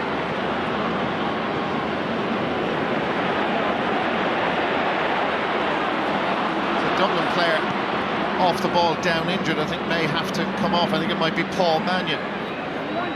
He's down receiving treatment at the moment, and they're frantically trying to signal to the Dublin line to make a switch. They play on with Cian O'Sullivan and now Bernard Brogan. Michael Shields behind him. O'Sullivan there available again. Paul Flynn creeping forward, but not able to get there. Solid from Jamie O'Sullivan. McMenamin will replace Mannion next time we get a chance. Here's Daniel Goulding again. It's long. O'Carroll is under it, and Sheehan. You just feel the panic in there, can't you, when there's such good balls in? Well, there's only 1 score between the 2 teams. And he gets up. He's got the leap on O'Carroll. He got about a half a foot on him there again. If he gets a touch, that's probably in the back of the net. Paul Mannion is coming out, Dara. For Kevin McMenamin. Cork's last change will see Graham Canty going off for Tomás Clancy, the Fermoy Tomás Clancy. That's all 5 for Cork.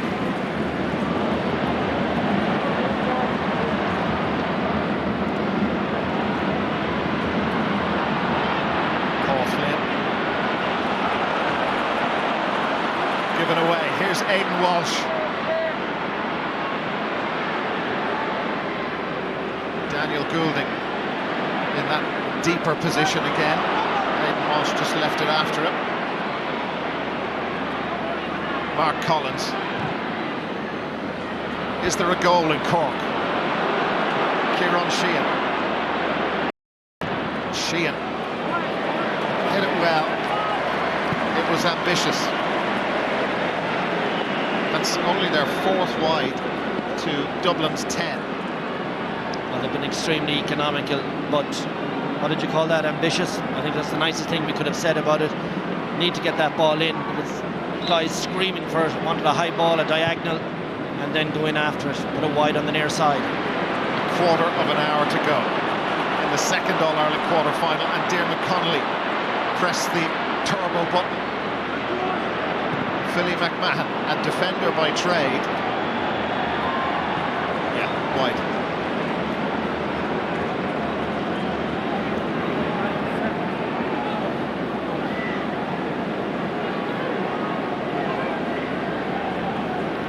What's Jim Gavin thinking now? And Conor Gilman, for that matter. Well, they've pretty emptied the benches at this stage. Options there are very little. Got all their key players on. It's still beautifully poised. As I said, only one score between us, and who's to say Cork can't get one of them. Plenty of scoring chances, as we had a feeling there would be. That's too strong though for Bernard Brogan, and gobbled up by Alan Quirk, the Cork goalkeeper.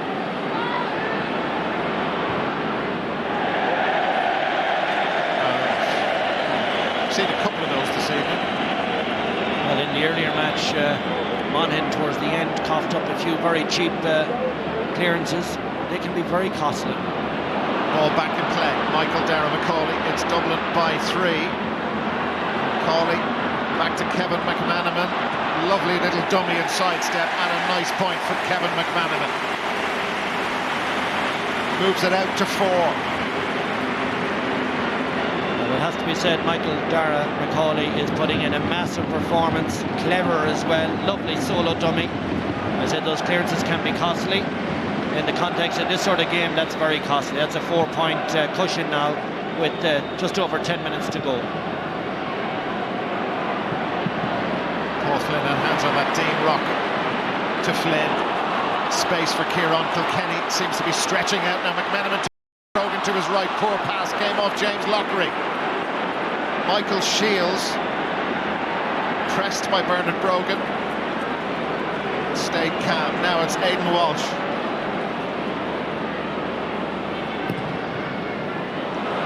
Oh, Philly McMahon took his eyes off that. Gifted to Mark Collins. Donnick O'Connor. Goulding is calling for it on the 20-metre line. O'Connor trying to work it through to him. Pierce O'Neill now. Possibly a goal chance. Goulding put it over. Over for a point.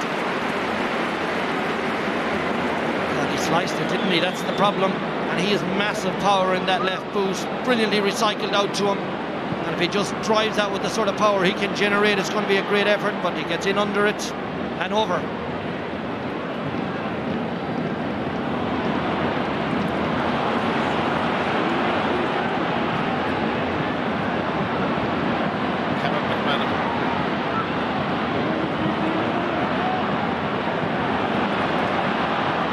Sullivan can't get near him. Paul Flynn, Kieran Kilkenny.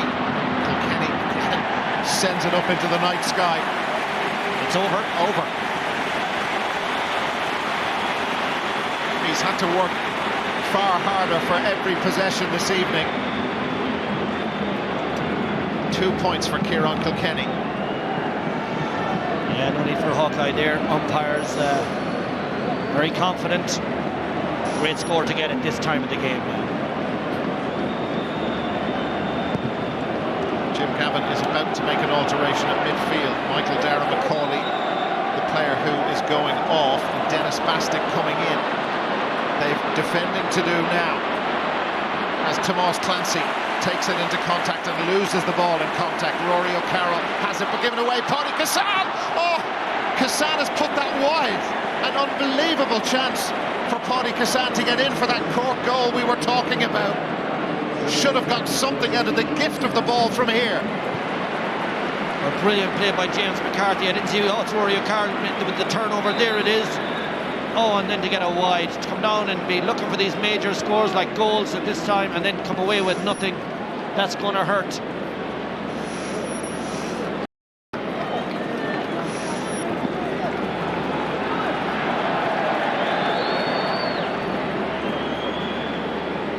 And heading into the final 10 minutes. There's plenty left in this game there, by my sense of it. Cork are still asking lots of questions. Is there a goal in Cork? It's the second time you've asked that one, and they've got close since you asked it for the first time. 4 points down, Philly McMahon. Dennis Bastic, his first touch, Paul Flynn. It's Pearson O'Neill in front of him. Bernard Brogan is calling for it. Sneaking in around the back is Dean Rock, and Kassam was there with him. A really important touch. Okay, they've given away the 45. Cluxton already been called forward to take it. But Rock, if he got it, was clean through on Quirk.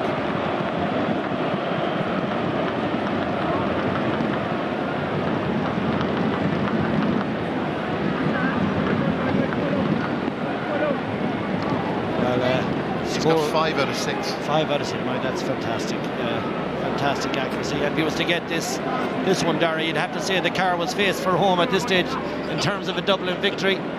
To just stretch it out that little bit. This is just about the place where he won the All-Ireland for Dublin, so he'll be feeling pretty good about it. Have to write that down, the car face for Cluxton. He's turned the race, dropped it short, and Alan Quirk has caught it. The car stays in the car park for now. And other than Alan Quirk's turnover over at the far side when he gave a back clearance, he's had a tremendous performance for Cork in goal today. Really, really top class.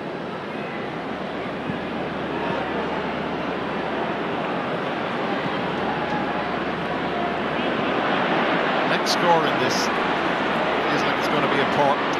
Michael Shields, even with under 8 minutes of the 70 to go. Aidan Walsh pumps it in long once more. Cluxton has come out off his line. He's stranded at the moment, but plenty of Dublin players around to pick up the loose ball. Rory O'Carroll, quick hands, gets it out to Bastic, who launches it up towards Brogan with Michael Shields with it. Bernard Brogan. Angle is tricky. Brogan taking on Shields. Is he going to get past him? And Shields did enough to put him off. It's out for another 45.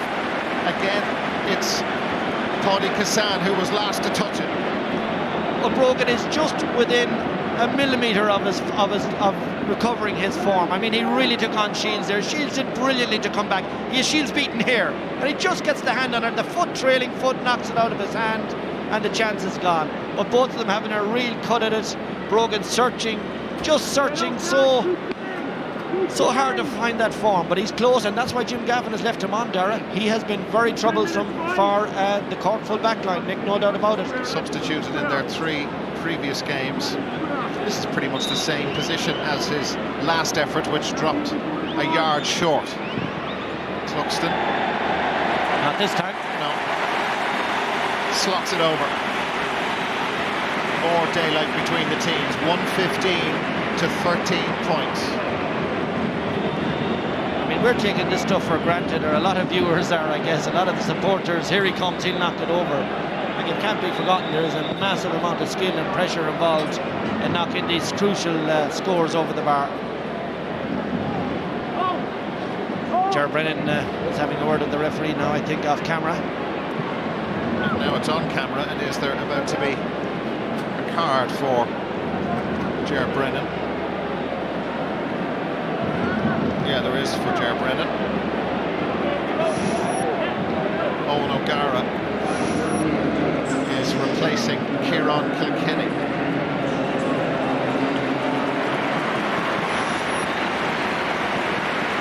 But doesn't it hit you, Dara? Every player that Dublin have taken off, the quality of the substitutes, All-Ireland winners, fellas that are, I believe, flying in training, and here they're coming on and making big contributions. That's their 5th and final substitution.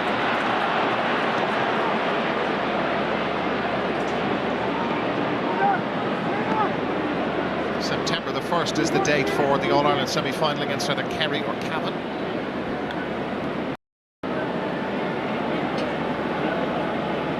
And Walsh suffered a bit of a knock.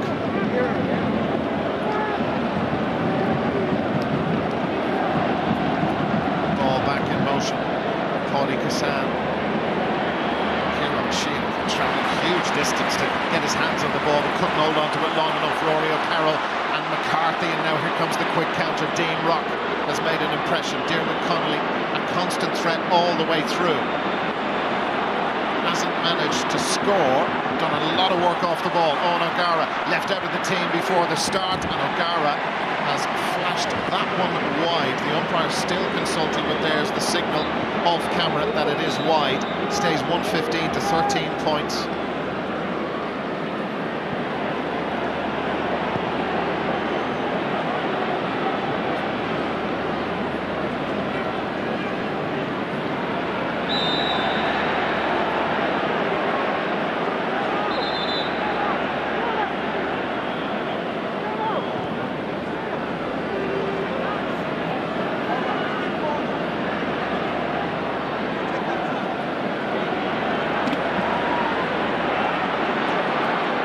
Clancy, James Lockery, Paul Kerrigan for Cork. It got a touch on the way through.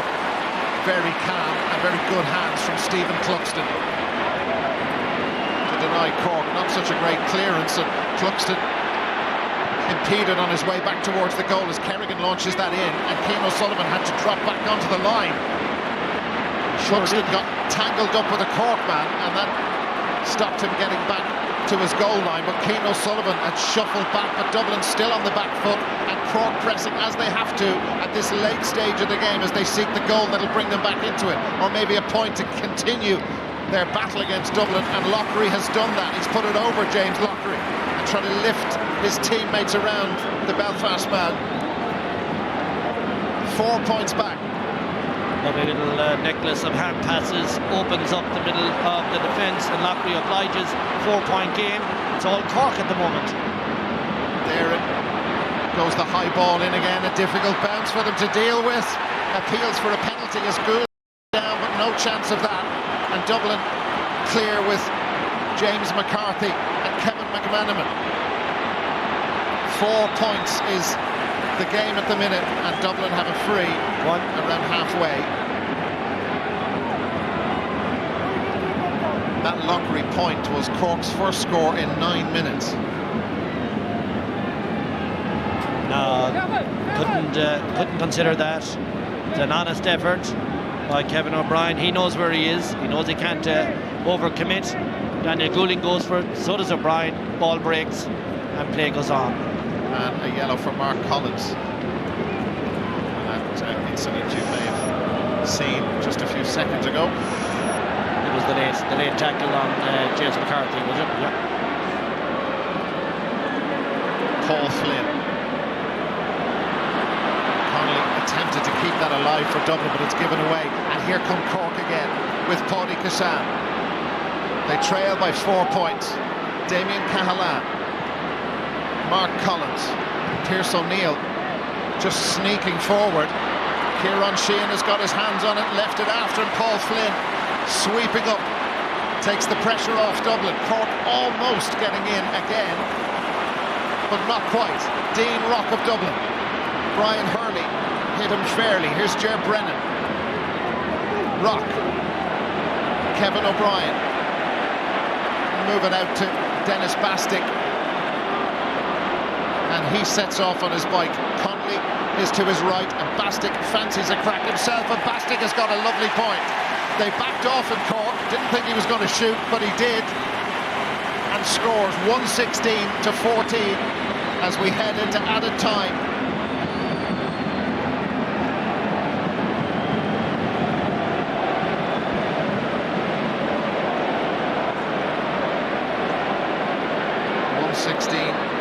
To 14.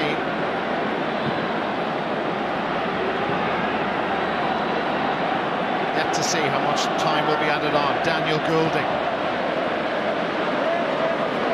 Rory O'Carroll goes with the fist, a risky one, but Dennis Bastick has got it free for Dublin. Kevin, man of the match. Well, two are under construction.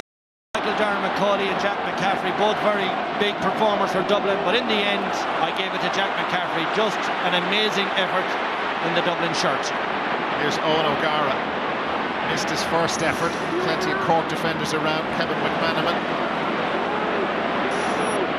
Diarmuid Connolly. Added time at the end of this All-Ireland quarter-final. Connolly not going to get his point.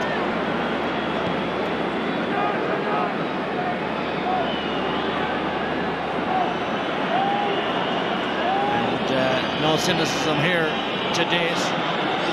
2 minutes of added time. Cork 5 down. Decent ball in.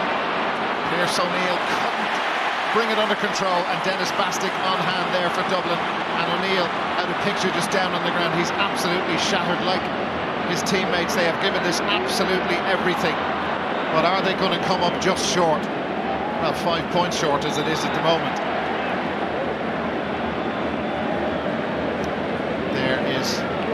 Man of the match, Jack McCaffrey.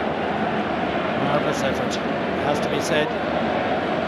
So young to be so mature and in a performance like that. Tremendous effort. Cork have given Dublin plenty and caused them serious problems, but more care needed on that pass from Donegal O'Connor. Dublin and Cork meet, the hurlers meet next weekend again. First round of this tale of two cities is heading Dublin's way. Yeah, the game is done now, but it has to be said, Dara, in all fairness, Cork have put in a mighty show here. People questioned their commitment to this level of the championship, but tonight I thought they gave everything. Emptied the tank for Conor Coonan, for their county and for their jersey. They're up against a superior force, one that's going to have a huge say in this All-Ireland, and at the minute it's all about Dublin. Ger Brennan, one last attack. The 2 minutes have been and gone. The dying seconds of this All-Ireland quarter-final. And Dublin about to beat Cork in the championship for the first time since 1995. That night, All-Ireland semi-final. This is an All-Ireland quarter-final, and it's Jim Gavin's Dublin who take their place in the All-Ireland semi-final. His debut season in charge, they really were seriously tested all the way through by Conor Coonahan's Cork. He did his homework, his team did their stuff, but as you said, Kevin, beaten by a superior force. Yeah, so good on so many different levels. I heard Pat say at the beginning, pace, and pace is a magnificent asset once you get to Croke Park with the fast surface and the big pitch. And I don't know how many goal chances again tonight Dublin have created. They've won it by 5, and they've won it with a lot of class, a lot of conviction. They're not the finished article. They still have problems, certainly in their full back line, but they compensate as a team, and it's all about team. From number one, and what a contribution he made right through Dara up to the full forward line. Cork, as I said just a moment ago, gave this everything, but beaten by a superior force. And Dublin beat Cork to claim a place in the All-Ireland semi-final on the 1st of September on a scoreline of 116 to 14 points. So there you have it then. Good game of football. Won, of course, by the Dubs. And here in studio with me, Joe Brawley, Pat Spillane and Colin O'Rourke. Let's get some reaction to that. Pat, what do you think? The second half was probably not as enjoyable as the first half. I thought the standard dipped a bit. It was a game that, look, let's give credit to Cork. They were coming here for a hiding. They took Dublin on traditionally man-to-man, 15, and they made a great game of it, and they exposed... Now, they never looked like winning it, Michael. Like, genuinely, they had 2 goal chances. They never, ever looked like winning it. If you look, I think Dublin won. Pace was there in evidence. But you know, this time last year, once Donegal had won their quarter-final, I saw them as All-Ireland champions because I saw them as invincible. I thought they were a million miles away the best team in last year's championship. Now we're looking at this year's championship, and I can see flaws. And you can see whoever comes out tomorrow, along with Tyrone and along with Dublin, they'll say, we have a chance. This Dublin team are vulnerable. Now, they played very well, they brought on excellent subs, but they missed 7 goal-scoring chances again today, Michael. 17 chances they converted out of 35, and after a high-scoring campaign, their giant highest scorer is their goalie. We heard Kevin McStay announce Jack McCaffrey as the man of the match. The Clontarf star is with Claire McNamara. Jack McCaffrey, congratulations. You played a crucial role today, and Dublin are into the All-Ireland semi-finals. Yeah, well, obviously we're delighted, and we're just kind of taking it game by game now. There's no safety net for us anymore, so we knew Cork would put it up to us, and we're just chuffed to be through to the next round. Dublin had very many goal opportunities today, but you finally put one away, and that was crucial. I just hit it, got lucky enough, I suppose. Now, obviously we've a lot to work on in training based on that match, and going forward it probably won't be enough to bring us through the rounds, but we're looking forward to another 3 weeks anyway. I suppose you could have been much further out of sight much earlier had you taken those opportunities. I don't know about that now. If you look, first half Cork would have missed a few as well, and I'd say they're disappointed, but you know, they really put it up to us as we knew they would, and as I said, look, we're just happy to get the win. A tough test, you knew that too. Sorry? Tough test, you needed a tough test ahead of what's going to come. Yeah, well, every game's going to be tough from now to the end, and we expected it, we prepared for it, and we're happy that we overcame them anyway. Well, congratulations, Jack. You are the RTE Aircon Man of the Match, and Maureen King is here with your award. Well done to Jack McCaffrey. So then, a great win for Dublin. We will be back with more reaction and analysis after the break now, but before that, here is your chance to win a holiday to anywhere in the world with spending money in our special competition. Here's the details. We're giving you the chance to win a dream holiday worth €3,000 to wherever you want in the world. Soak up some sun in the Caribbean, go cultural in Europe, shop till you drop in the USA, or escape into the Australian outback. It's your choice. On top of that, there's €1,000 spending money too. For your chance to win, answer this. Which of these teams won the 2013 Ulster GAA Football Senior Championship Final? Was it Donegal, Antrim or Monaghan? To enter, call 1516 71 71 74 or text the word football followed by your answer and name to 57001. Viewers in the north can also text to 57001 or call the number on screen. You must be over 18 to enter. Lines will close at midday on Friday the 9th of August. More details on RT Airtel page 194, where the lucky winner will also be announced.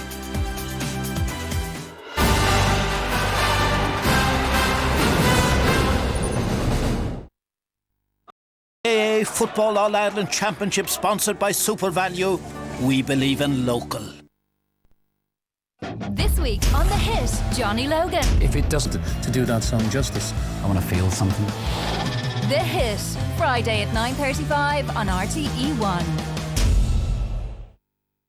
It's a holiday weekend bonanza at DID Electrical. Lowest ever price 32-inch Full HD LCD TV at only €199. Save an amazing €60 on this GoTab 9-inch tablet at €99. This Full HD 39-inch LED TV at €349. And this steam generator iron and steam stick now half price. That's a holiday weekend bonanza at DID Electrical. 3. Aircon. Life changing. Lucozade Sport Club Crusade is back, and it's even better. This year, your club will get free match and training kits and clothing in exchange for Lucozade Sport bottle caps. So get your club registered, start collecting those bottle caps and get quality gear for your club. Register your club today at lucozadesport.ie. I want to go further. I want to be ready for the real world with up-to-date skills and relevant know-how.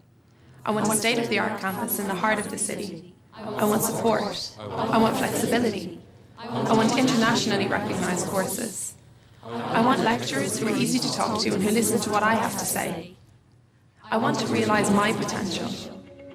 I want to succeed.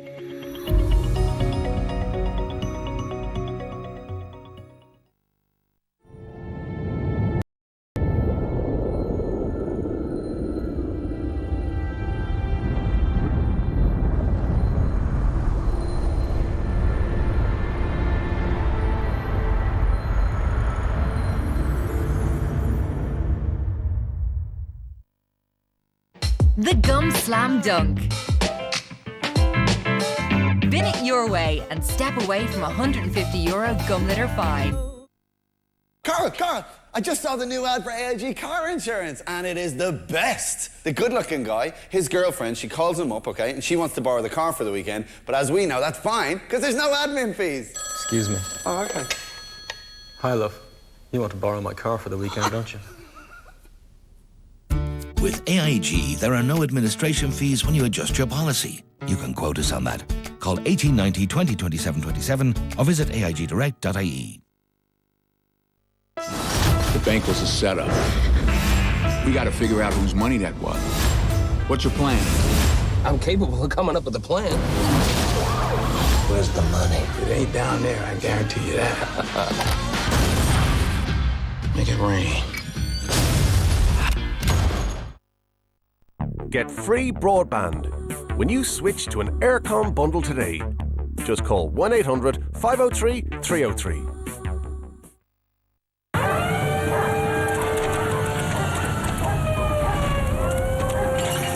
Let's go! They're going this way!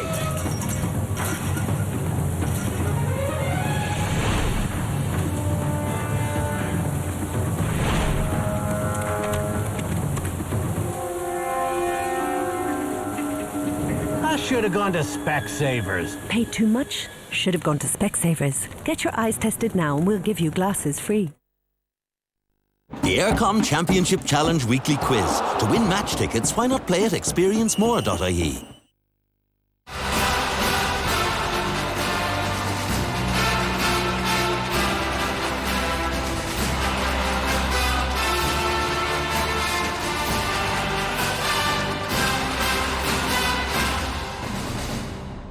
OK, we now know the first two counties into this year's All-Ireland football semi-finals. Tyrone face either Mayo or Donegal, while Dublin will take on the winners of Kerry-Cavan clash. Colin O'Rourke, the goal by Jack McCaffrey proved to be a decisive score in that match when things were tight. There was only 2 points in it at half-time.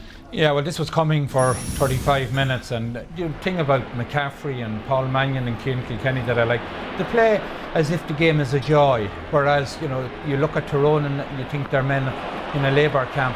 Mannion, very unselfish, gives it off to McCaffrey, who handles it 3 or 4 times before eventually sticks it in the top corner. Probably the only place that he could have put it.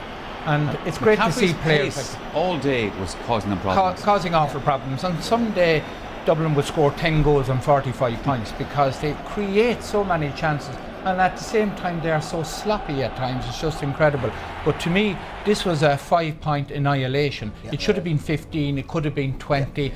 They were that much in control of the game, and yet there was a lot of weaknesses in the Dublin play, particularly in their backline. Someday they might score 10 goals, Joe. They only got 1 tonight. They have 2 big games left. It's an illustration of their superiority, that they could be so careless with precious goal chances, you know, and yet win by 5 points.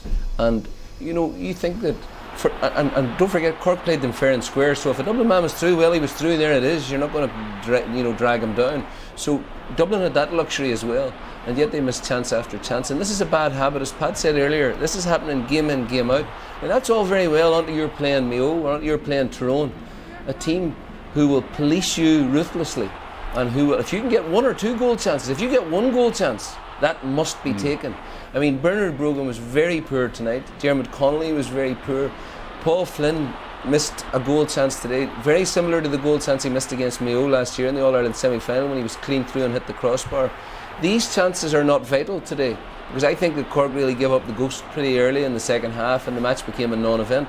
But against a team like Tyrone, make no mistake about it, you miss 2 or 3 goal chances like that, you're beaten. It's as simple as that. Those are gold dust and they can't afford to be put in the wide. It is right to say that they play with a great spirit. There was hardly a cynical foul in the game. They play with a spring in their step, but nonetheless, you know, if they're going to play like that in the next 2 games, they're not going to be All-Ireland champions. But you know what you're looking at, Michael? In 4 of those 7 chances that we're highlighting, in 4 of them, it should have been passed on to colleague, and in the first half in particular, Paul Mannion stood at the edge of the square on 3 occasions, and all he needed was the ball to shoot across. Let's see what the Dublin manager Jim Gavin has to say about that. He's with Claire. Jim, congratulations. I suppose it took a little while for you to pull clear today. The McCaffrey goal, though, set you up for the win.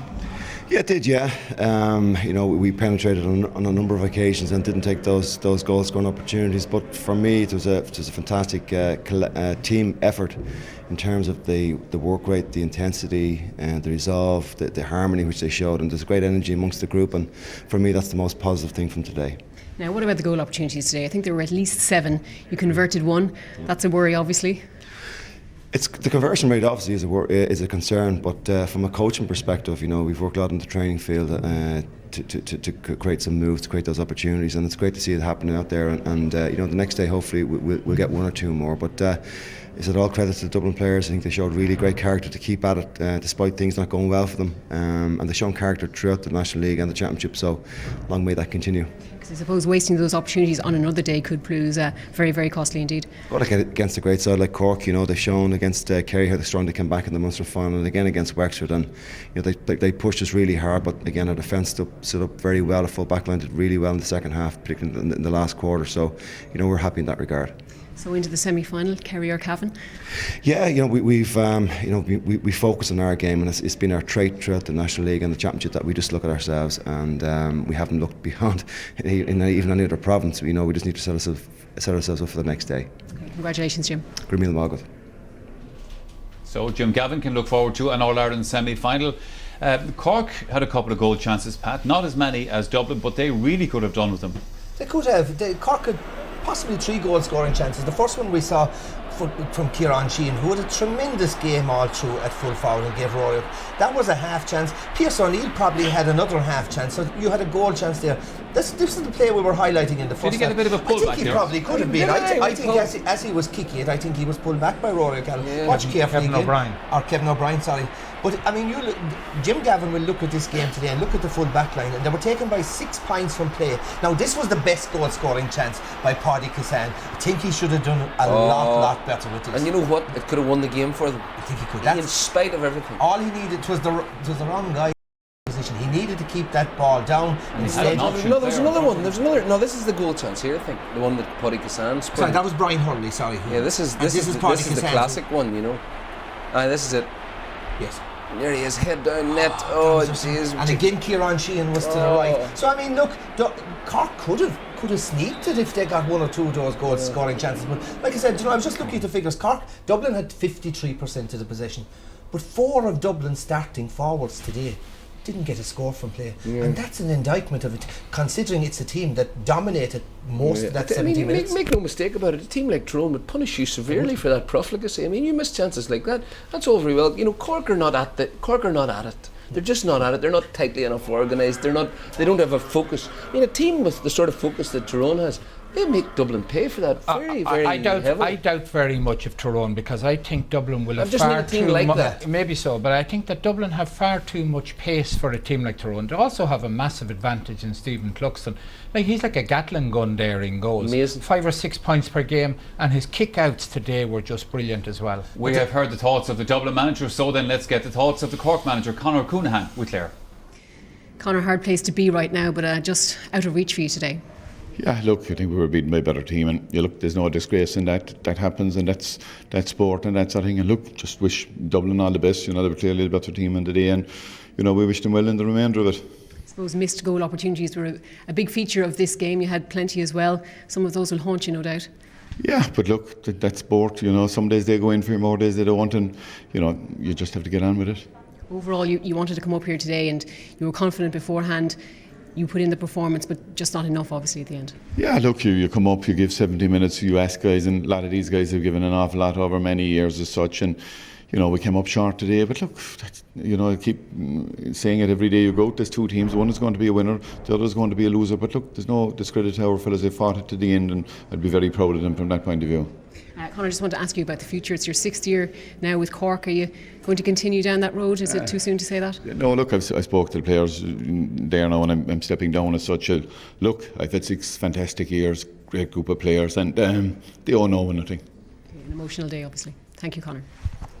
It's dead on. Well, Conor Coonahan has, over those 6 years, done Cork winning that All-Ireland in 2010. Of course, a former adversary of the three of you. That's right. He was a magnificent servant, both as a player and as a manager to Cork Super J. fella. And Cork J owe him nothing. He was absolutely brilliant. Brought in All-Ireland, brought loads of league titles. Very admirable man, very honest man. Always send out his teams to play in the right spirit, in the correct spirit. He's a credit to the association, but I suppose I don't blame him for stepping down. I think this is a team in transition. There's a rebuilding job necessary in Cork, and probably maybe a fresh face, fresh voice, a new guy at the helm probably is the best. Well, he does. Great fella, 100% in all those ways, and all the right values. Espoises all the right values. He's just, he has stayed a bit too long. The team had tremendous potential, and possibly, if he had someone alongside him who was shrewd enough, a shrewder tactician and all of that. But nonetheless, as Pat says, a fellow who you could only remember warmly whenever you think of him. Well, he represented a bit of old decency. He was a very honourable man in all his dealings with everybody. Lads, you've been talking to Pat, you've been talking to Joe as well. Joe in particular, that Tyrone would have punished Dublin severely for some of the chances they missed. But the point about it is, Colm, Dublin are not going to be playing Tyrone, not the next day out anyway. It's Kerry against Cavan who play tomorrow. Yeah, and on all known form, you have to expect that Kerry are going to win that. Cavan have been one of the teams of the year. They have progressed through the third division. They didn't get promotion, but Cavan, Meath and Monaghan from the third division have done quite well. Cavan are a team of the future, a very young team. They've improved.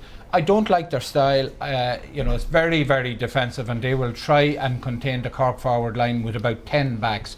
But yet they've made massive progress and are probably going to improve. The Kerry forward line, they're going to have difficulty dealing with them, but they'll play the biggest blanket defence that we have seen in Croke. And of course the other biggie tomorrow, Mayo against the All-Ireland champions. It's a big one because, there's two questions you have to ask yourself about Mayo and Donegal. Are Mayo undercooked coming into this contest because they didn't have a serious competitive game since the league semi-final here against Dublin? And are Donegal overcooked, playing their third tough match in 3 weeks? Third in 3 weeks. I just think Mayo, once they beat Galway on the May the 19th, they could say, we're going to be appearing in Croke Park on the August weekend, and they could stay fresh and they could prepare to peak for tomorrow. And I think they'll be fresher, hungrier, and peaking for tomorrow. All right, lads, we're almost out of time here on the Saturday Game Live, but before we go, here is a look at what's coming up on RTE Sport over the next week.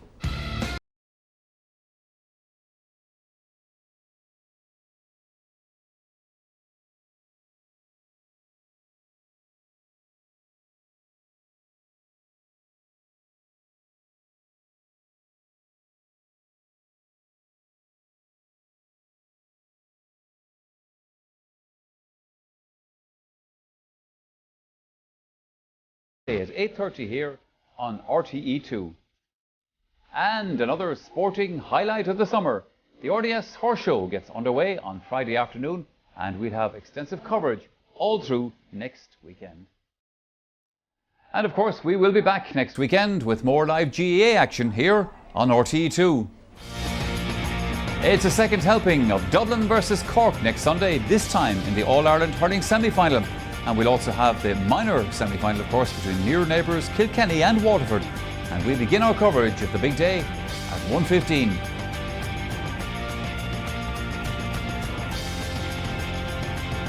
But that brings us to the end of an eventful evening here at Croke Park. Thanks, of course, to Joe, to Pat and to Colm for their company tonight. Tyrone and Dublin have booked their places in the football semi-finals.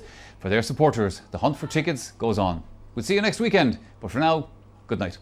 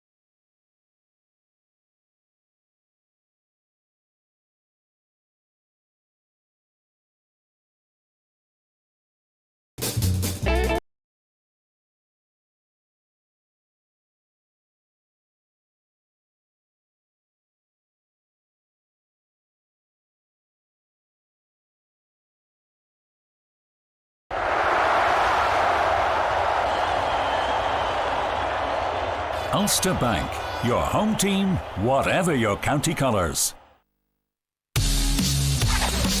Leach, that's my guy. You're not going to cut it. Glenmore Irish Strip Loin Steak saved 33%. Eurospar, the super easy supermarket.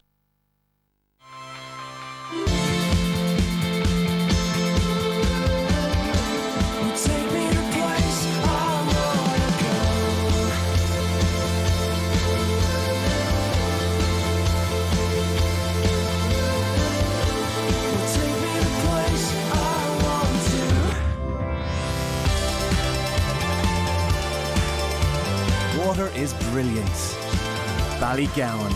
Drink it in. I loves me metal. I'm a bit of a motorhead. Judas Priest! Luckily, I'm insured with Aviva. Their aligned repairs give you a courtesy car for up to 7 days, while yours is off the road. So I can keep my motley crew on the road. And when your own car comes back, it'll be cleaned, inside and out back. And those little things matter when you're tour manager for Satan's sister. Or the mother-in-law, as she's also known. Switch now, get 8 weeks free and a 20% discount for buying online. Aviva, for what matters to you. Now, for more, see rte.ie/CO.